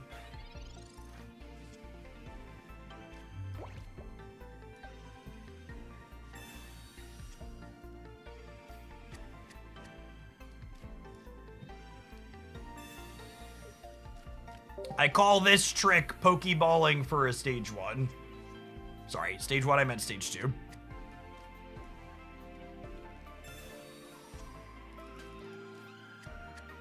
And I do have a second Communication in my deck, so I'm actually not going to play Mr. Lax out just yet.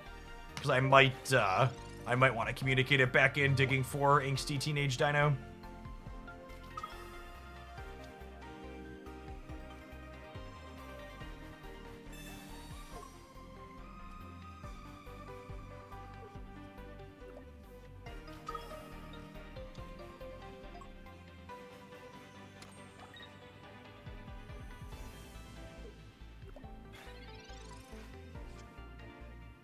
I drew most of the cards I was interested in playing, and I've also felt like I've been burning out a little bit. Yeah, I mean, that's just natural too. We're also at just like the sixth-ish month mark since this game released for people. So that new shiny coat of paint is wearing off. Like I said, I think especially with the long lead time between now and the next card pack likely not coming till the end of April, I think this will kind of set the tone for like what's sustainable in terms of Pokemon Pocket content. I feel like a lot of the people that like stick through this current little bit of a lull and when we're deep into the card game will be folks that stick with the game longer term.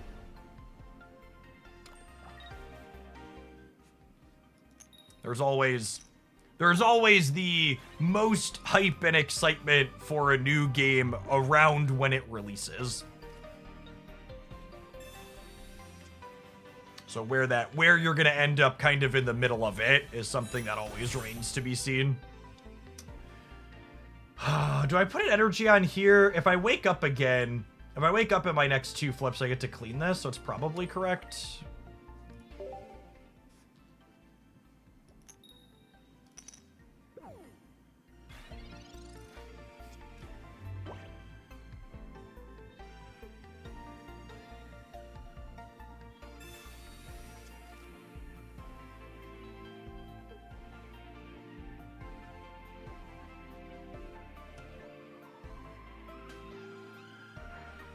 Kayak, thank you for the 2 months of Prime. I appreciate it. Welcome back.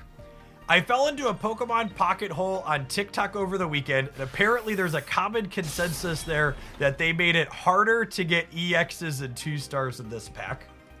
So that's an interesting that thought process is an interesting bit of response.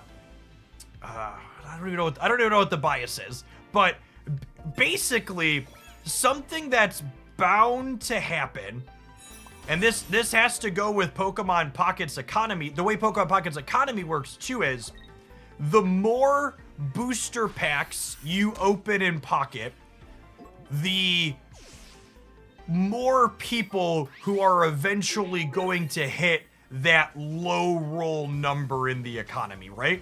Like I've talked a lot in the past about how Pocket's economy is kind of scuffed if you low roll, and every booster pack you get deeper into Pocket's economy, you have more and more people who have been playing every pack who finally hit their turn to low roll, essentially. And a lot of the folks who low rolled in the first couple of packs, they just bounced out, right? Like I would wager they just attritioned off. But now you have people who have been invested for 5 months who hadn't low rolled yet, who are finally hitting their first low roll, but they also feel so invested in the game that they're like, oh, it's not that I was bound to low roll, it's that something's changed and it's now rigged. Because I hadn't low rolled up until this point. And I don't know what kind of bias that is. Maybe is that survivorship bias? That might be survivorship bias. Thinking about it. I think that falls under survivorship bias, but I would bet that's where that kind of mindset is coming from. There are all these folks who up until this point had average or above average variance in the first set of card packs. And like every card pack, there's people low rolling. And now it was like people who are super invested who are like, oh, I finally low rolled, so it must be rigged.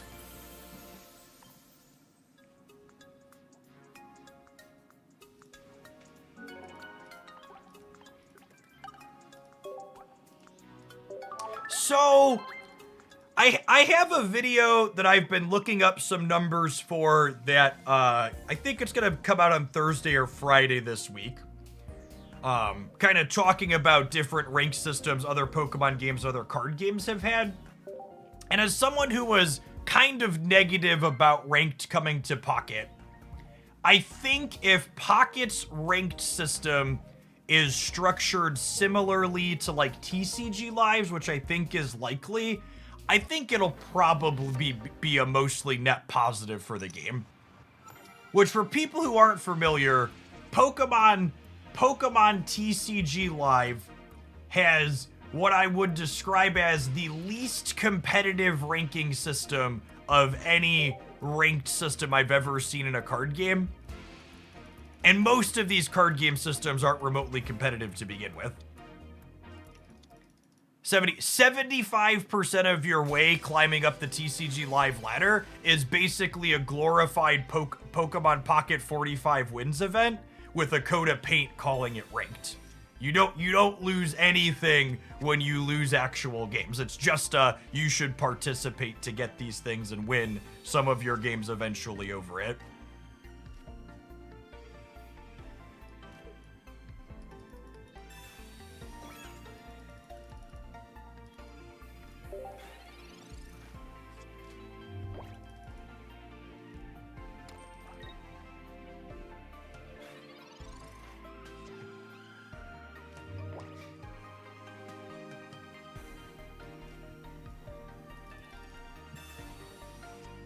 Looking for a fossil. Lovely.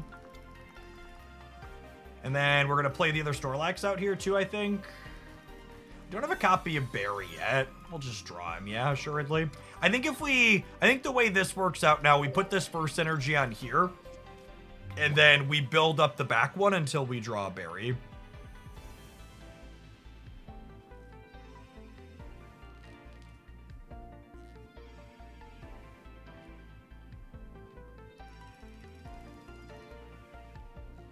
Yes, there are a lot of bad faith discussion around the economy that as these games age, the conspiracy theory is they adjust the numbers so that way you feel compelled to spend and that the numbers in client are actually lying to you.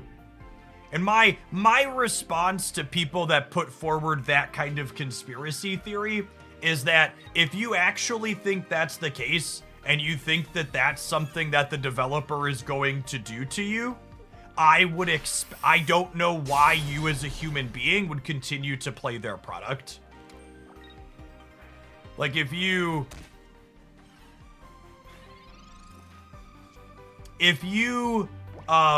actually think they would lie about that and break the law in most places to lie about that, you should put their game down and run as far away from it as you possibly can.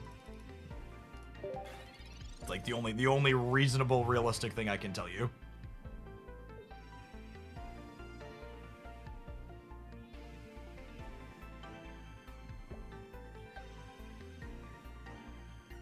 I don't see the point in having that kind of ranked plus events. I 100% expect all of the PvP events to go away.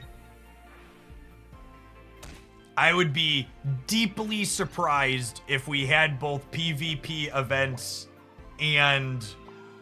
I would be deeply surprised if we had both PvP events and ranked simultaneously. And then the other side of that, the monkey paw curling on the people who have been asking for ranked in Pokemon Pocket, is that, I also would not be remotely surprised if the awards they give out for ranked are actually just identical to the awards you got for the 2 PvP events every season. Meaning it would literally just be the same stuff in a slightly different form.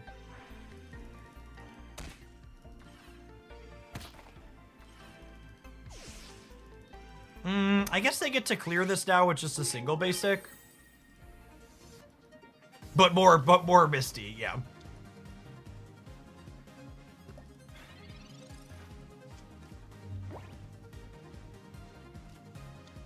Yes, I agree with that, Hoosier. There's a good chance that PvP events were always just placeholders for ranked mode. And the fact that one of the PvP events is just your losses don't matter makes me think there's an even better chance that the ranked mode will have your losses not matter for a large part of it. And the win streak event, the Pokemon TCG Live PvP has a thing that rewards you for win streaks as well, which is another point in favor of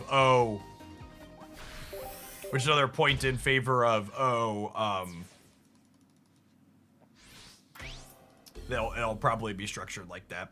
So far, my anecdotal experience with this deck is Rampardos does not feel like a good enough finisher to win me games when we're not drawing Barry.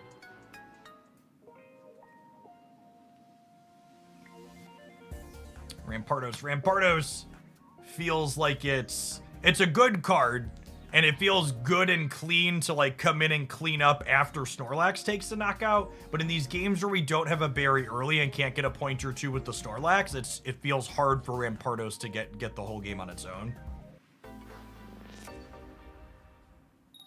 As long as hourglasses just stay tied to participation. See, I will bet you're gonna need to actually win games to get hourglasses out of the rank system. Would be my expectation. Jay Free, thank you for the brand new Prime. Appreciate the support. Good morning, good morning.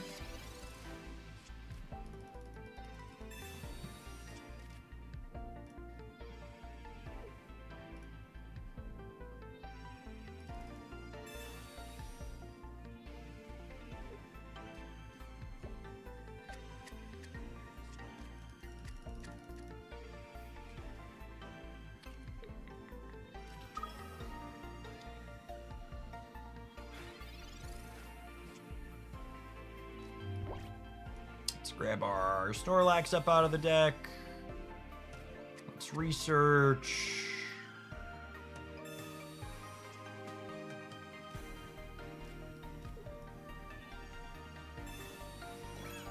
I think I still want a first energy on here. Just so if we top deck Berry, it can get going. The other question is like, do I just let this one take hits and build up this Lax in the back? Because obviously we don't need to build this one in advance.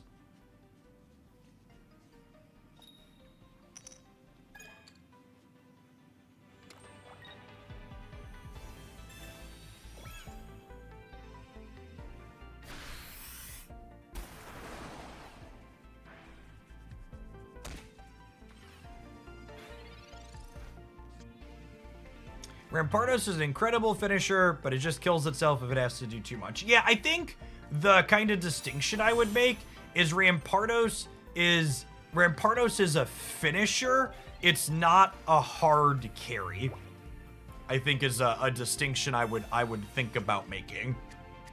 Where it can come in and it can close a game at the end, but it's not gonna pick a game up entirely on its own and run it across the finish line for us. I was playing a similar deck, and I had one Mars Shadow in it. That sounds pretty reasonable. You'll still start on Snorlax most of the time, and you probably can afford to spend the energy to retreat it. Hey, there's a copy of Berry. You know... Do I... Energy, they hit me. Third energy, they hit me. I'm just gonna bury him.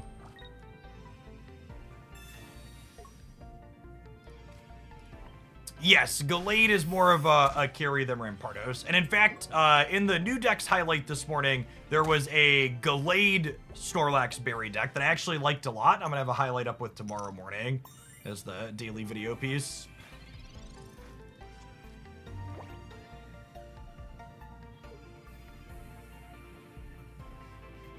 I think the Gallade Berry build is quite reasonable.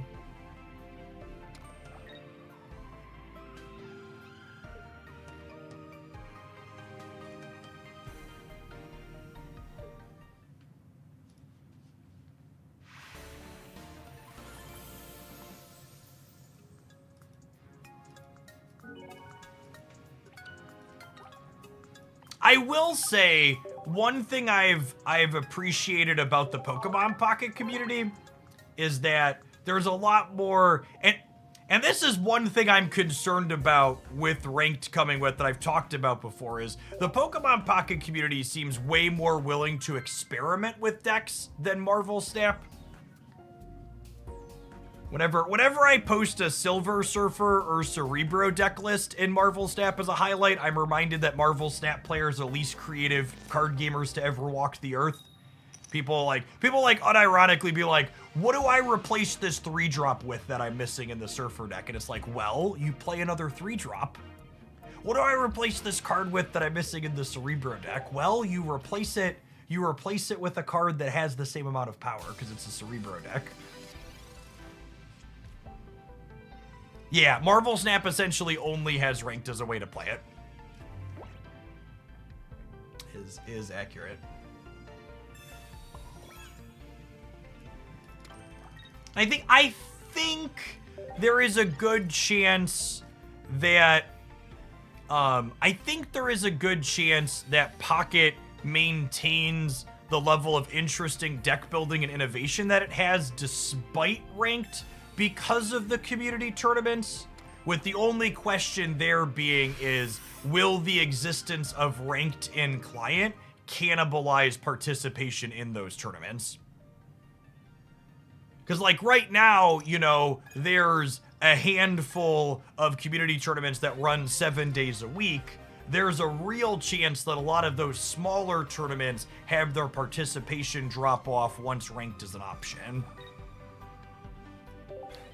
And hopefully that's not the case, but that's definitely a potential outcome that could occur there.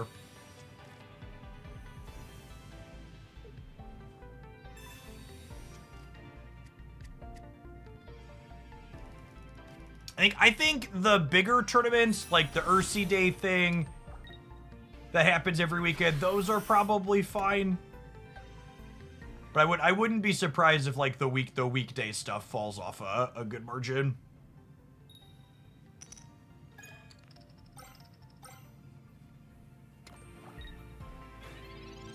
Berry!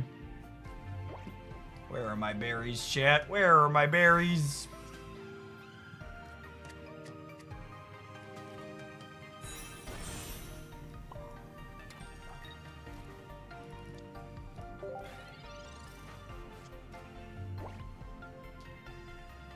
Snorlax ate them.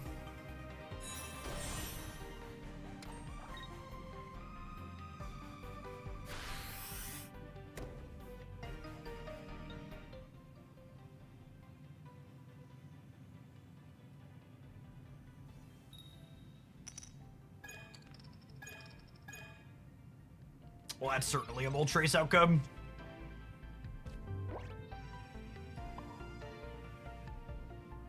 Good news is this is guaranteed to be Rampardos, yes?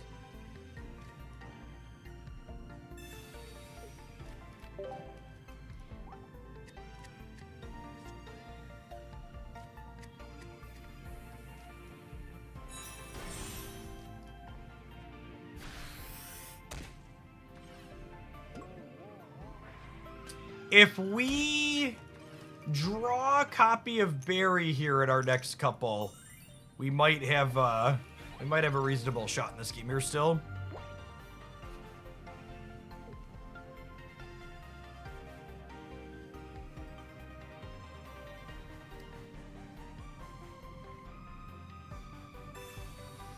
Yeah, I think that's a really, really good, reasonable take for a Rhinestone in chat.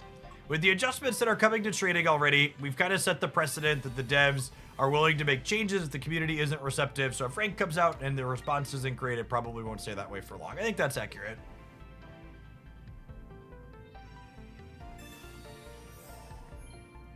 I don't understand what our opponent is doing. I believe they are cooked.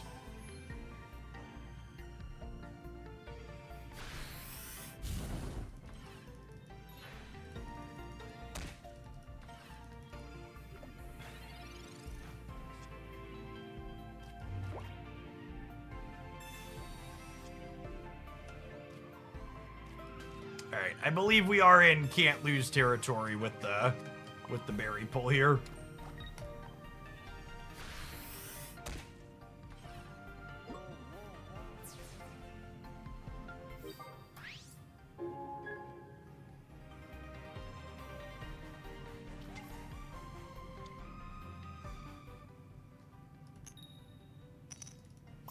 Oh, Snorlax, you probably should have stayed asleep for this next part, bud. Tobias! Thank you for hanging out for 5 years. That's such a long time. Welcome back.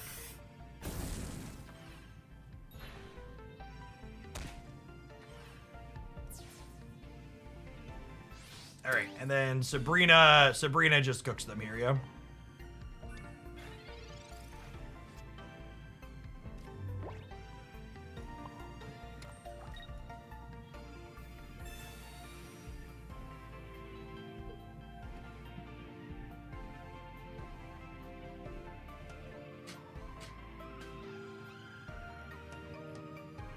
Don't forget people that say they did it on purpose. They give us a terrible trading system and trade it with a less bad version so it feels better. So, implementing a bad system and then making it less bad so you can get a win is something that definitely happens in this industry periodically. However, when that's the strategy for the company implementing it, the fix is just changing the numbers. So if that was, and even then that's not always the case, but like dev cycles aren't free. So like you 0% implement a system with trade tokens and then completely remove that system because it was a rug pull bait and switch to like get a free win. The get a free win version of doing that is you just take all the numbers on the existing system and make it less. You start it really expensive and then you're like, actually no, JK, it's actually less than that. That's the one that's relatively free, right? Because it's just like adjusting numbers in your reference files. But like Marvel Snap had a couple iterations of that when they first were getting in their closed beta, and then after launch where they like reworked their economy and people were like, you did this on purpose. And it's like, gamers, you have no idea how many dev cycles go into these things. They did not do a complete overhaul for the sake of getting an easy win, because this wasn't remotely easy for them.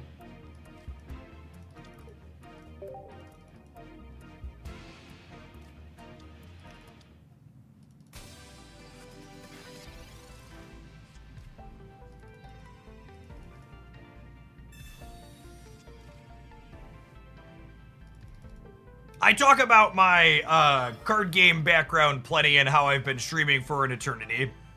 But for the newer folks in the audience, I have a graduate degree and undergraduate degree in mathematics. I spent time contributing to a number of open source projects throughout my educational career a decade ago before I had children. And I also did data analysis and process automation for a Fortune 50 company for a little while after grad school before my oldest son was born. So I have experience both doing smaller and slightly larger scale software stuff, to speak from a place of some experience here. Patches, thanks for the 5 years. I started subbing to this channel when the pandemic started and the world was going crazy. It's always been a place to relax and hang out and enjoy the games. Here's to another 5 years. Thanks for sticking around. It's been a trip. Did you enjoy teaching? Essentially every single person who goes into teaching because they enjoy it, or at least they enjoy the idea of it. And I was a person who definitely enjoyed it in and of itself, because we pay teachers absolute hot dog water here. So the only reason you teach is because it's something you enjoy doing. And the numbers I'm about to tell you are from a decade ago at this point, so I'm sure they're slightly less bad now. But for reference, when I was teaching a decade ago, and the positions I had were adjuncts at small colleges and universities. One of them wasn't that small, actually. A couple of them were small. But I made as little as 1,200 USD for a class for a semester. And for reference, teaching 4 to 5 classes is considered a full-time teaching load. So it's like 6-ish grand for a semester. And there's only 3 to 4 semesters or trimesters in a year, depending on if you teach summer and how exactly it lines up.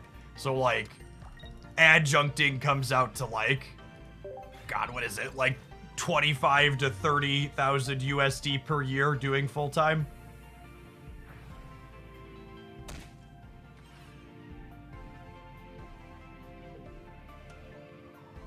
So needless to say, I do what I do now because it clears the incredibly low bar of paying me more than that.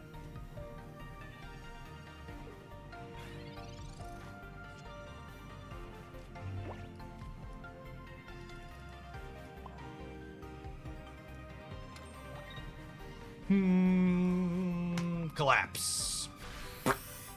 One snoot poop. We are still kind of a teacher here, that's correct.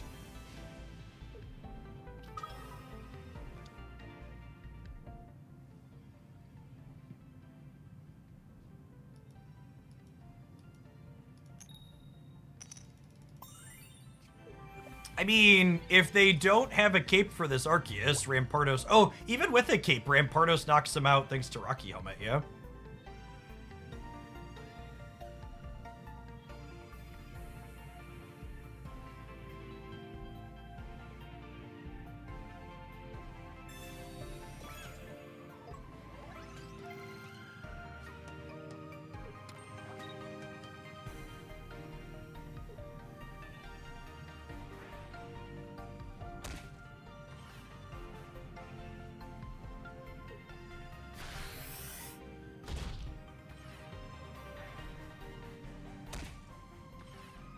So, cooked. This deck feels really good in the games where Snorlax can get our first knockout.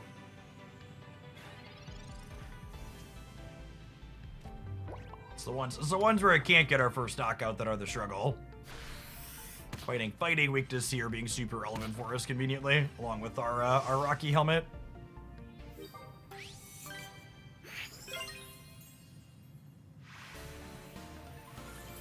I just want to say, I think it's part of the problem with our society today that someone in chat mentioned teachers being underpaid, and someone else in chat said, I'm not going to discuss politics in Twitch chat. It really highlights how incredibly jacked up the entire conservative party is in the United States, that we can't just agree we should pay our teachers who do an incredibly important job in our society a living wage, and talking about paying teachers a reasonable salary is considered freaking politics. It's just like that's why we're in so much of the jacked up situation that we're in both the United States and globally, because like there's so many greedy, terrible, awful human beings that we can't just agree that we should pay teachers reasonable amounts of money, and we should like not have people go bankrupt if they get sick. And it's just like just wild that like we should be disagreeing on the ways to accomplish these things that are reasonable. We shouldn't disagree about that they should be done. And that's why people are like, oh, well, you're a Democrat. I'm like, I wish I wasn't a Democrat. Put your earmuffs on, children. Fuck Chuck Schumer after what he did last week and the other Democrats in the Senate. But like, it's literally the only option for any reasonable adult capable of critical thinking that has eyes and ears and can see the world around me in the United States. Like there just literally isn't another option. Because the other one is so like, it's so awful. And I just wish we could just get on the real basics and like help and improve people's actual lives. Because like there are so many resources and wealth in this country and our world, we could definitely have enough to go around. But you just have like greedy freaking people like Elon Musk and Jeff Bezos who just need more and more and more. Thank you for coming to my TED Talk. I'm gonna move on now, not because I don't want to talk about politics, but because I don't want to be mad for the rest of the stream. Oh, it's so easy to just be mad about it. This is also your reminder, if you're someone who supports my stuff, we have a very active Discord server. If you feel the same way I do about those things, you want to chat with like-minded individuals, not only do we have a ton of channels for great games, but there's also a politics channel that's very active, where you can compartmentalize and keep up on things and talk about it there.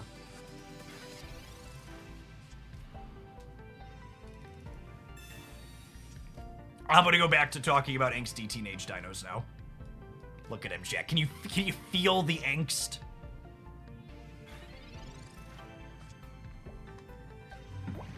All right, first Pokeball finds us a lovely fat man, and then we're a double communication deck, so we're not gonna play him out. He's gonna chill in our hand so we can communication him back in and Pokeball him back out.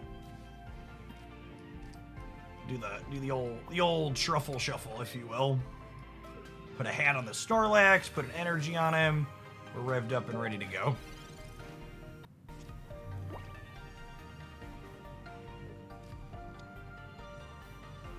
Maury, want a shout out yesterday. I did a half Ironman, 70.3 at 38 years old. This is the era of fit gamers. Fit gamers rise up. Congrats on your accomplishment. Thanks for the over 4.5 years of support. We have been really bad at drawing our berries early in this deck.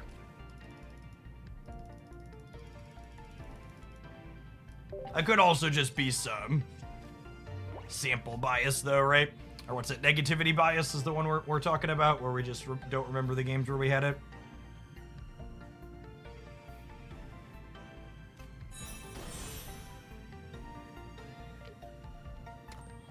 Man, Scoliopede. There's a name I haven't messed up pronouncing in a long time.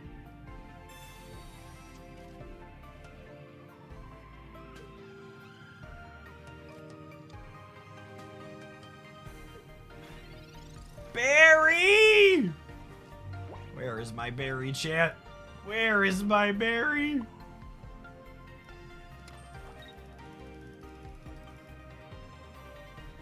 The good news is, if they don't have a cape, when this hits this, Rampardos clears them on the way back.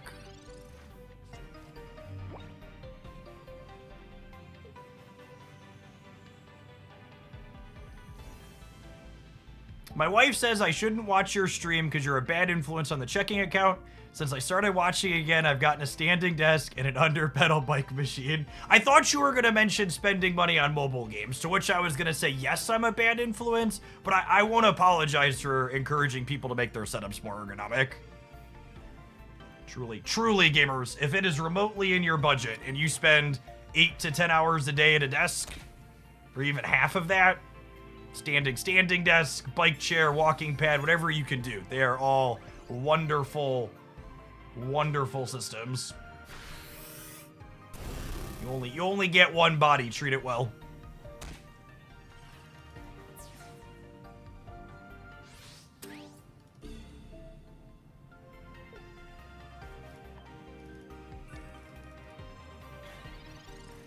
One P4BZ, thank you for the tier 1. I really appreciate that. All right, with that draw, I guess we play this out and put energy on it. And to shill my own sponsors, by the way, if you want to check out my standing desk or bike chair that I use while supporting my stuff, check out FlexiSpot. They make great stuff, but any company stuff is better than nothing. But FlexiSpot makes wonderful things. Chumblesworth, thanks for the 7 months. Welcome back. And Devil, thank you for the 56. Good morning, good morning.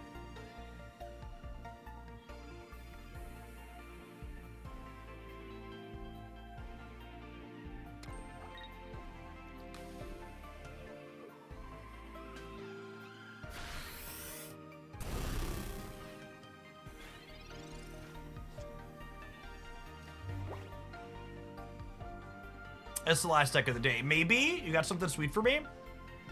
I could be persuaded. Hey, thanks, Juan. All right, so we're gonna smack the Darkrai. We go down to 20, but then I have second Rampardos geared up and ready to go behind it, right? So like maybe we have a shot here. And you best believe that just like my country, I'm young, scrappy, and hungry, and we're not throwing away this shot.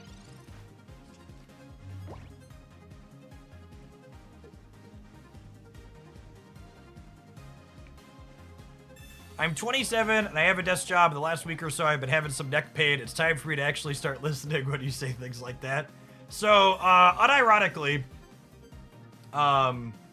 when I first started streaming full-time, being at my desk before I had a standing thing, I had some back problems, and I went to my regular doctor, and I got a referral to a chiropractor, and neither of them could help, and neither of them asked me the simple question, what kind of chair do you sit in all day? Because it turns out that was the problem, believe it or not.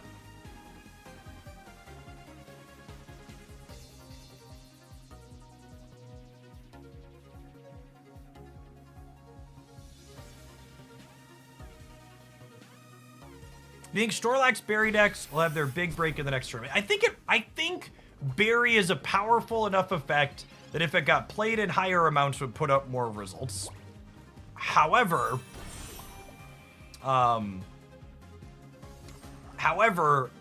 it just hasn't been played in very high results. A doctor gave me a referral for a chiropractor. The doctor didn't give a referral. The doctor just didn't have anything other than here's some back pain stuff. So I went to seek other options.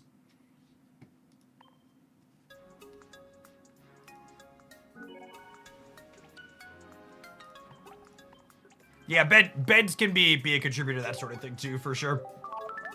What's it? Life advice I live by that I got at a young age that works out is never cheap out on versions of things that go between you and the ground.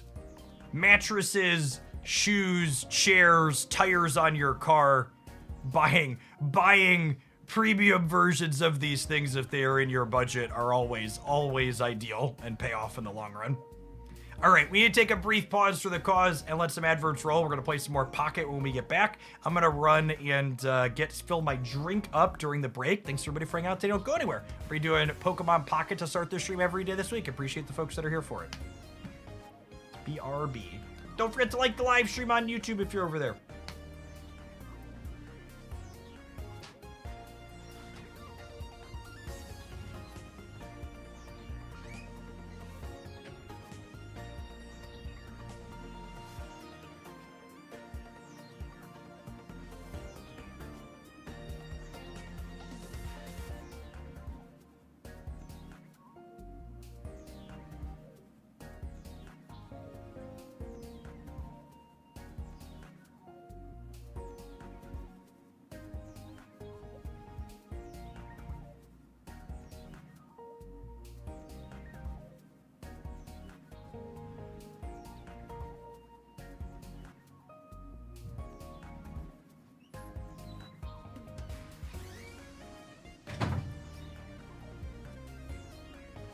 Speaking of bikes and ergonomics, it's almost time for lunch, so I should hop on my bike for one more segment here. I know myself, chat. I never like to pedal more after I eat.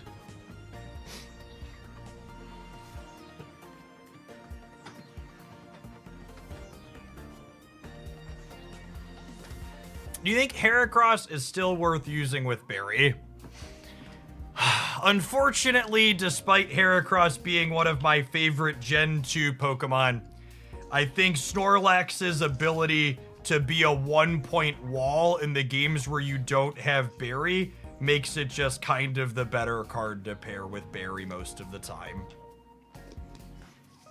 So, begrudgingly, I have to say Heracross enjoyers probably need to be waiting for the next instance of their favorite Mon. Which is sad. I like the blue bug. Give me Gen 2 blue bug enjoyer if you are one as well.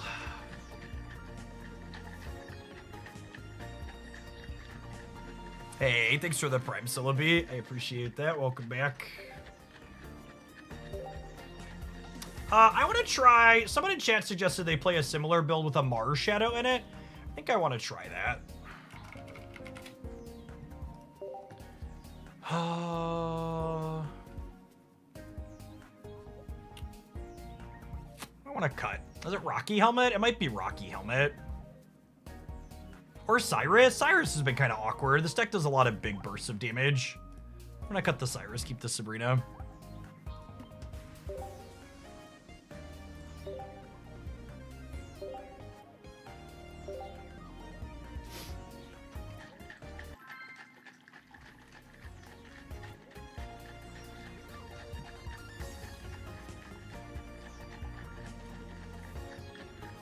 That means they need to balance future non-EX Heracross around Berry, unfortunately. I mean, they could just, like, not put colorless symbols in its attacks, right? That's fine. It's really easy to balance around berry on non-colorless mons.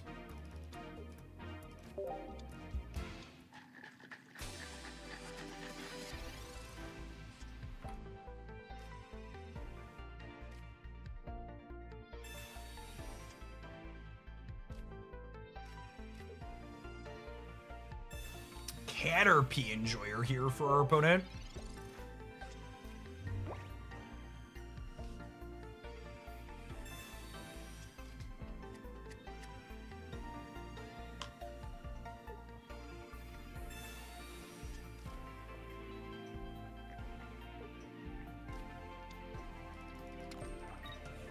Oh, Venusaur. It's a combo I haven't seen in a while.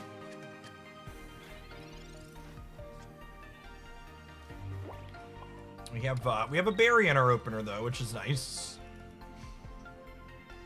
I guess there's not a huge reason to do this aggressively. Maybe I should sit on the communication. We get Mars Shadow there. It would have been kind of nice maybe. Although I'm putting energy on this for a while, yeah.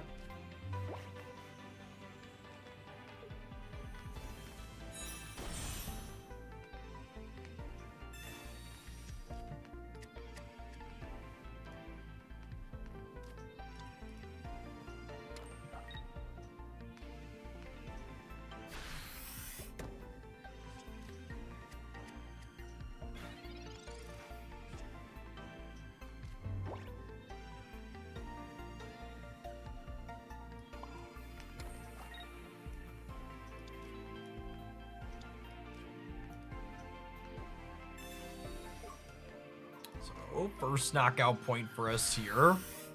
Finding the skull fossil, I think probably means we're in a good spot.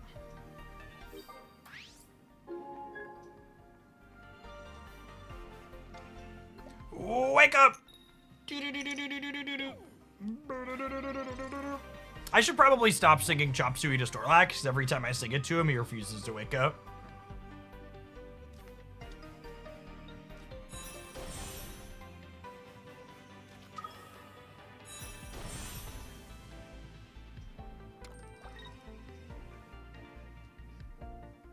Venusaur might be a bad matchup for us. Maybe? So, Rampardos... One noted thing about Rampardos is that it only takes damage if it knocks them out. So, we'll be able to do 130 twice despite the grass weakness, yeah? Which is kind of nice.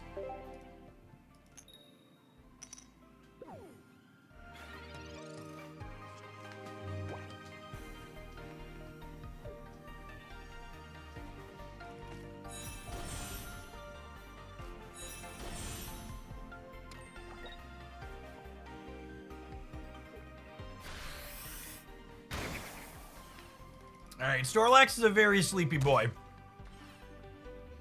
We speculatively put another... Oh, no! Oh, no! Oof size. Large. The oof size. It is so large, gamers. I put an energy on this. Why have you forsaken me? In the coins forsaken me. Dee-dee, dee-dee-dee-dee.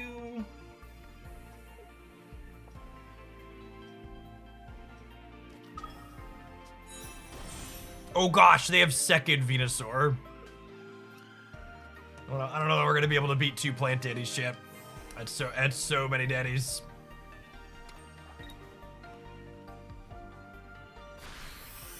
It's so many daddies.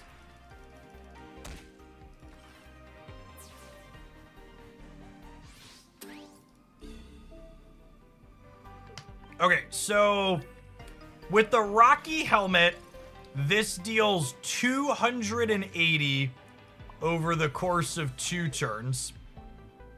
And they're gonna heal... I'm not counting it. There's too much math here. I'm just gonna let them do their thing, and if it works out, it works out, and if it doesn't, it doesn't. I'm just gonna click the button. You know, me counting it isn't gonna change what's gonna happen. I guess it could let us concede slightly earlier, but... Yes! Oh! Look at our angry dino, chat. Were they not alive with one Erica there? So they were at 40, right? Erica would have put them to 90. Butterfree put them to 110. And then healing put them to 140. Wow, I guess they needed Erica plus a cape or potion, huh? See, Snorlax just didn't wake up because he knew we didn't need him. He knew Rampardos was there to carry. He knew it was coming.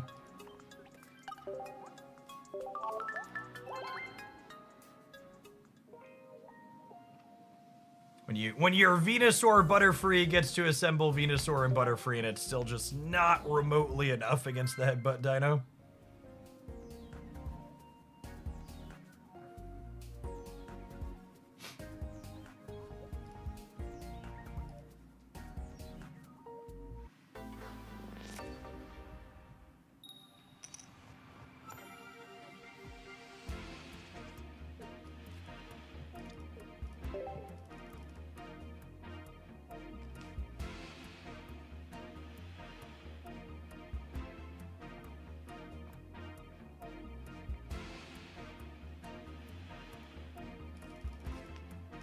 Yeah, this deck's been solid. It feels like every game where we have like one berry to get our first point with Snorlax, it's been very solid.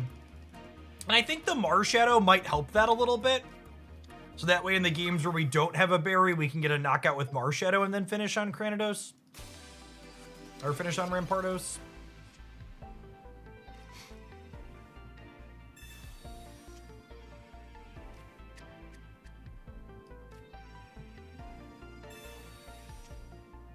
Them leading on Arceus is definitely not the start they're looking for. Do you think Barry, Volkner, and Blaine will get more compatible Pokemon in the next couple of sets? I mean, they've continued to add cards that support things like Blaine and Lieutenant Surge, so I don't see any reason why they wouldn't give us some others.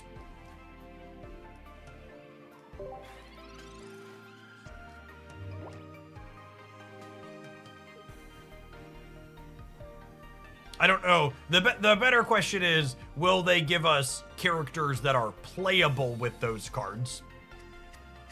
Because just because they like are technically functional doesn't mean that they're necessarily going to be competitive, right?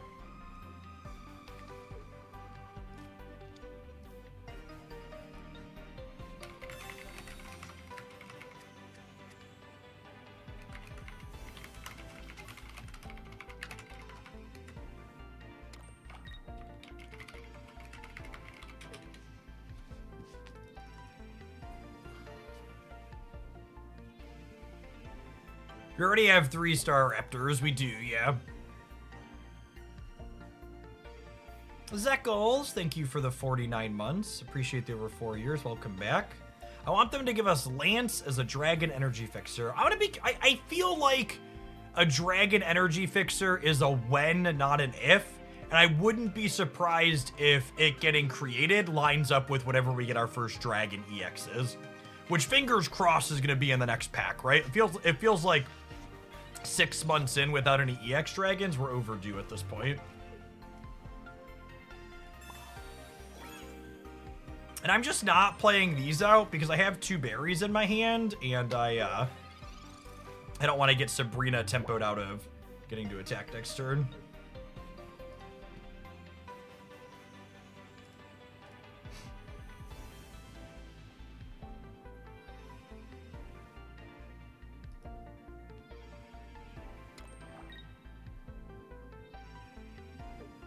Which energy type do you think needs more love in a future set? I mean, does Dragon count?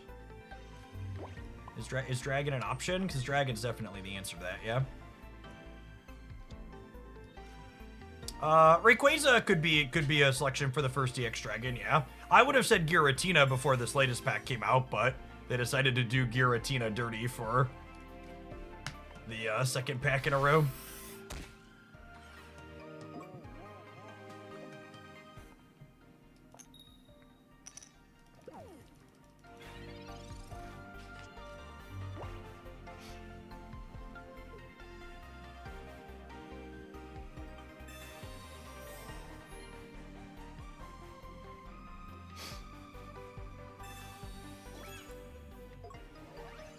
I think doing card balance, working on a card balance team for a TCG is something that would be fun to do at some point in my life. I don't know that's necessarily something I'm looking to do in the short term while I'm able to make content as a job, but at some point I think that would be fun. So I can't research this turn because I need to bury and put energy on Marshadow. Marshadow looking really, really good here as an addition for sure.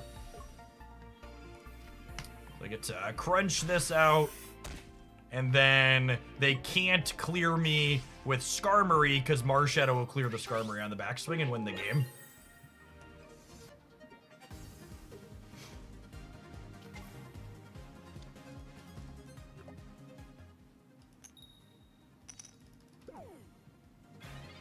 Doesn't really matter if he wakes up. He's not attacking for 2 turns anyways, and I assume he's going down before then.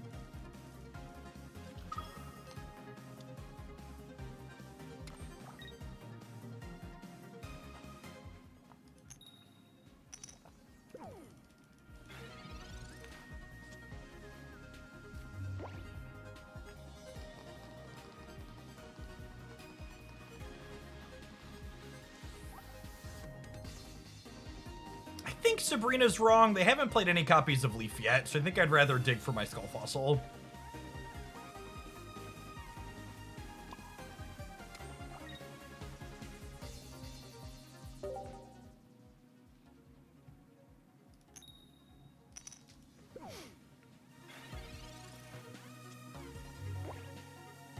Do you have any information on how card balancing works? They just play a bunch of games. Yeah, basically. Usually these kind of companies have a core group of testing people that their job is to come up with and play games. Come up with ideas and play games that the designers work on. And they usually work with the design team a little bit too on providing feedback on things.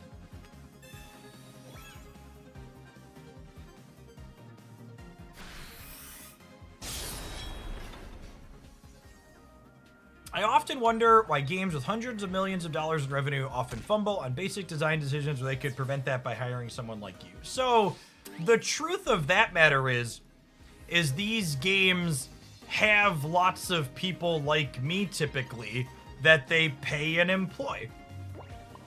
The push comes to shove reality of the situation is that like no team, even with the best, even if they had 100 of me, is ever going to figure out everything they need to figure out before the cards get released to the actual public, right? Like, hindsight is 2020, and it's very easy to armchair quarterback this type of thing, as like the TLDR.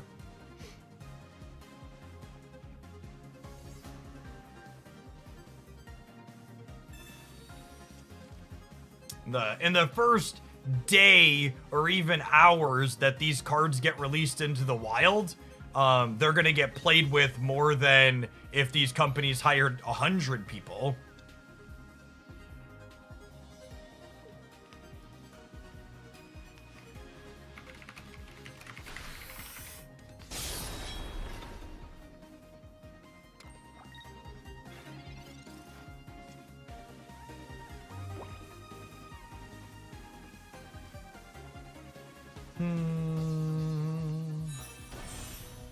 I think they're cooked at this point, yeah. I put a hat on this and I switched to it. I guess if I would have put a hat on the Marshadow last turn, they would have been dead here. Oh, is Sabrina lethal? It totally is. Sorry, opponent. Taking extra game actions here.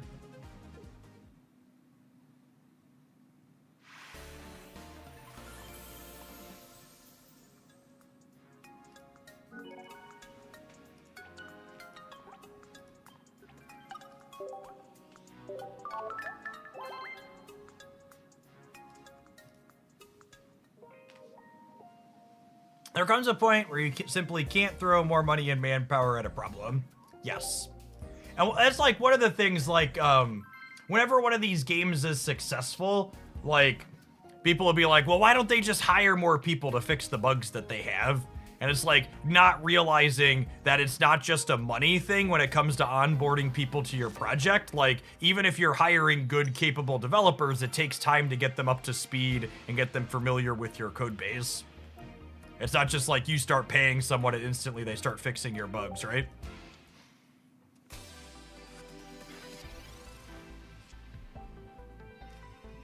We were actually talking about it earlier, and something that I said was, I actually think Arceus EX being immune to status conditions feels like one of the biggest misses to date in the overall design file type stuff that we have for Pokemon Pocket.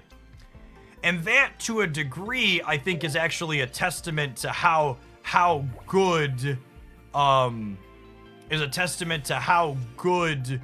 their design team has been to this point, that this is like, that's like one of their first big misses that it feels like they kind of failed to predict accurately. I feel like in general, Pocket's overall balance and their moving of the metagame has been pretty intentional and specific over the course of our first few packs. And that's why I'm going to be especially curious to see as we get to like the next pack, especially like, are we going to get more Arceuses, or will we have more of what we saw from the first few sets? Without a berry in sight, I think I'm building the back Snorlax to start here.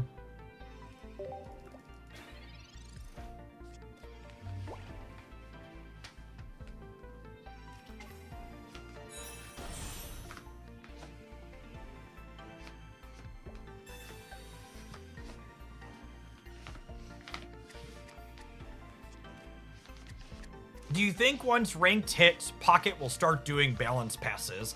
I hope so, but I also wouldn't be surprised if they don't.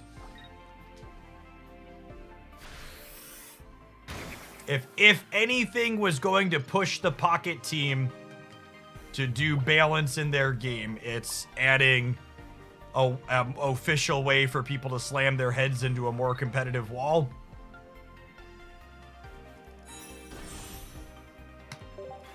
We'll see.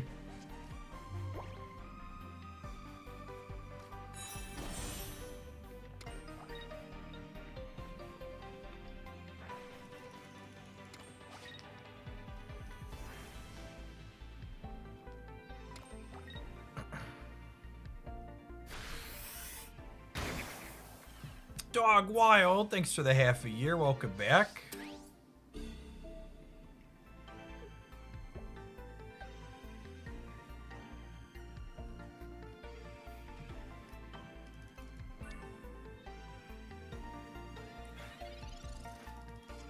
Yes, doing balance passes is not remotely free because people get mad when their cards change, speaking from experience living in the Marvel Snap world. And don't get me wrong, I think balance passes have way more upside than they do downside. But it's definitely not free to do, and it costs dev cycles to do balance passes. And another can of worms that comes with doing live balance is we've talked about how these card games have testing teams that test a ways out. And let's say you do live balance and you change a card in your live system. Well, now your testing team tested all of your future expansions with the old version of that card, right? So from a complexity standpoint, it also adds yet another layer of complexity to everything that's going on.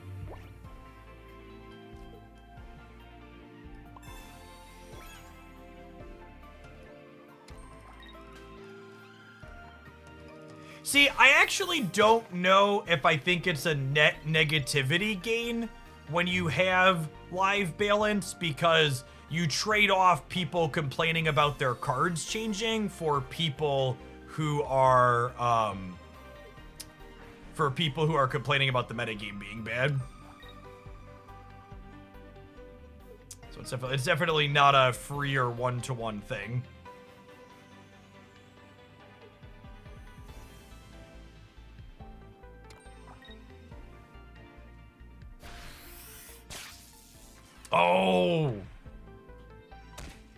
Oh, wait. I think I actually discard this skull fossil, so that way they can't Sabrina for the win, yeah?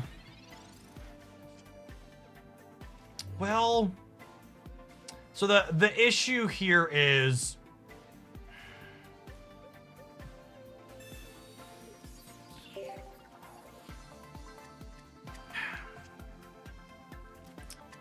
I lied. I'm gonna keep this out, which leaves us dead to Sabrina, but it lets us beat Erica. And they're more likely to have second Erica than first Sabrina, I think. Because my Snorlax can't beat an Erica, which they're almost assuredly playing 2 of those, and they have water energy, so there's probably Irida in their deck too. So this is one of those, I'm taking a line that loses to a card that they could have, because it beats a line they almost certainly have.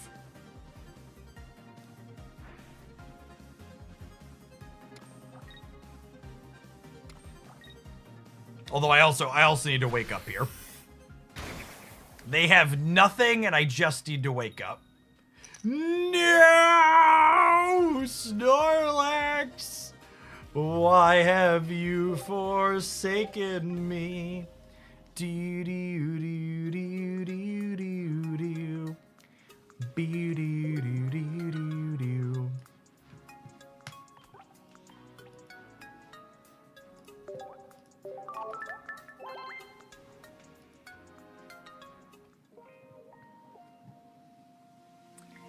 He's a big sleepy guy, chat. He just wanted to work his way through.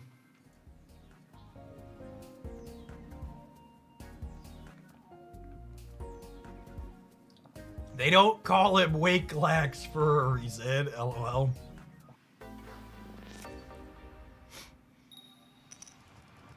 Lost a game to not waking up. Let's cut something for a Loomberry. Only possible solution.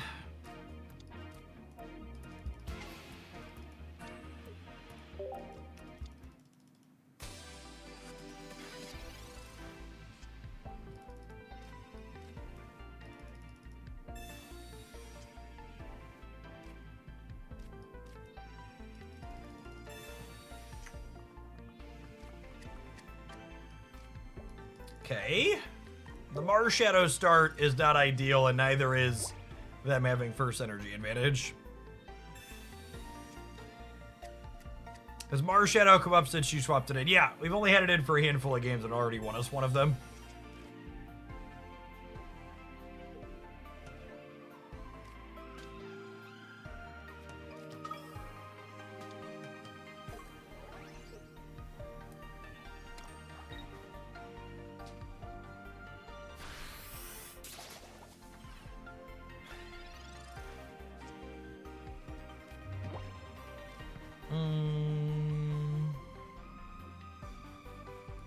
I think this is let Marshadow go down angle, build Snorlaxes in the back, yeah?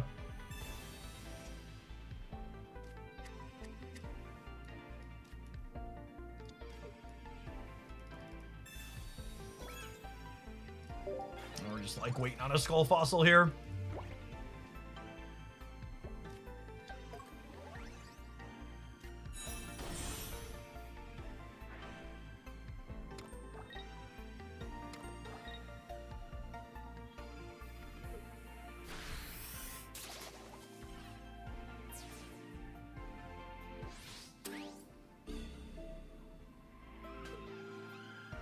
Sugar, we're going down.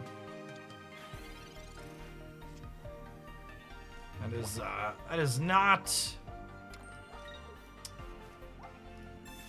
the Skull Fossil I wanted for Christmas. If they have a copy of Dawn with this Magneton, which seems likely, we could get cooked here.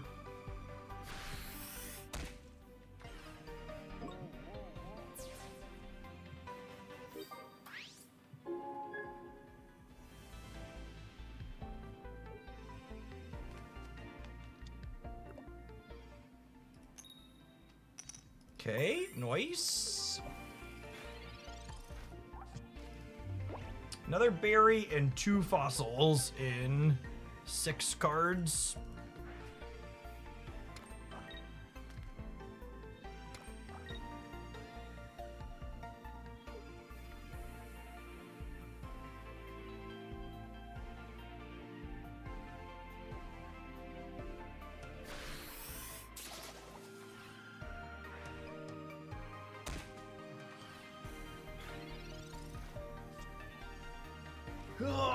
wants another brick.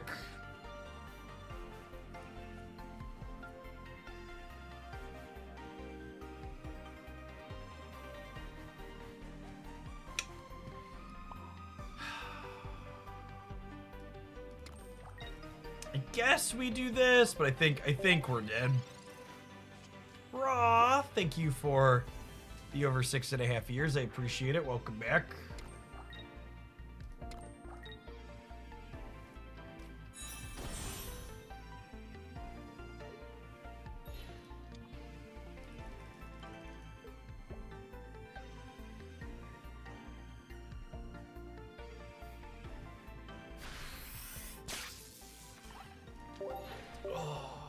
As we play probably the third or fourth game in the last hour with this deck where we just like are bricked because our fossil Pokemon are buried.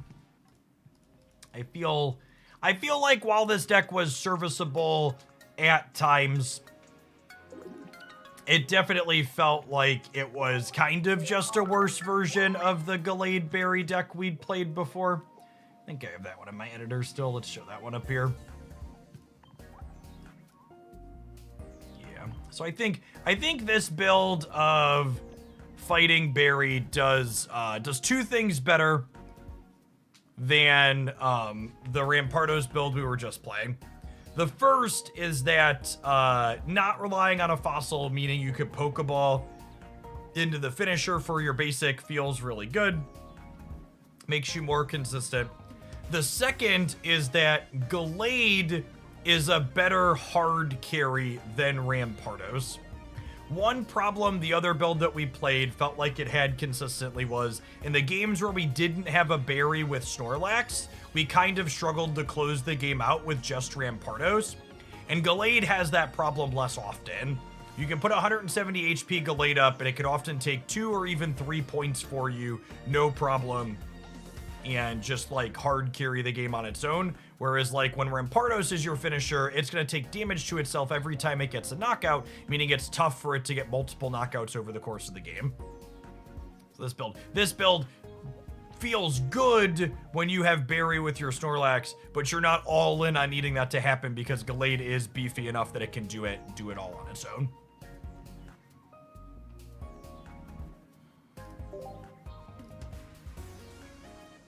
All right. We've been playing with Pocket Monsters for about 3 hours, so I think we're going to go ahead and kick on over to doing some Snap-a-Lappin' for the afternoon. If you missed it, there was a new video up on the Pocket channel this morning highlighting actually that Gallade Berry deck that came from one of our tournament results the last week, as well as a bunch of other sweet things that spiked tournaments, so check that out on the YouTube side. If you're watching on YouTube and you want to enjoy some Marvel Snap stuff for the afternoon part of our stream, you'll need to kick on over to the Jeff Hoagland channel for the live stream there. And we'll be back with more Pokemon Pocket tomorrow morning first thing. We're going to do Pocket for 3 or 4 hours every morning this week to start, and we're going to do Marvel Snap in the afternoons. Appreciate everybody hanging out. Don't go anywhere. I'm going to tap an ad on the Twitch side while I get things switched over to Marvel Snap.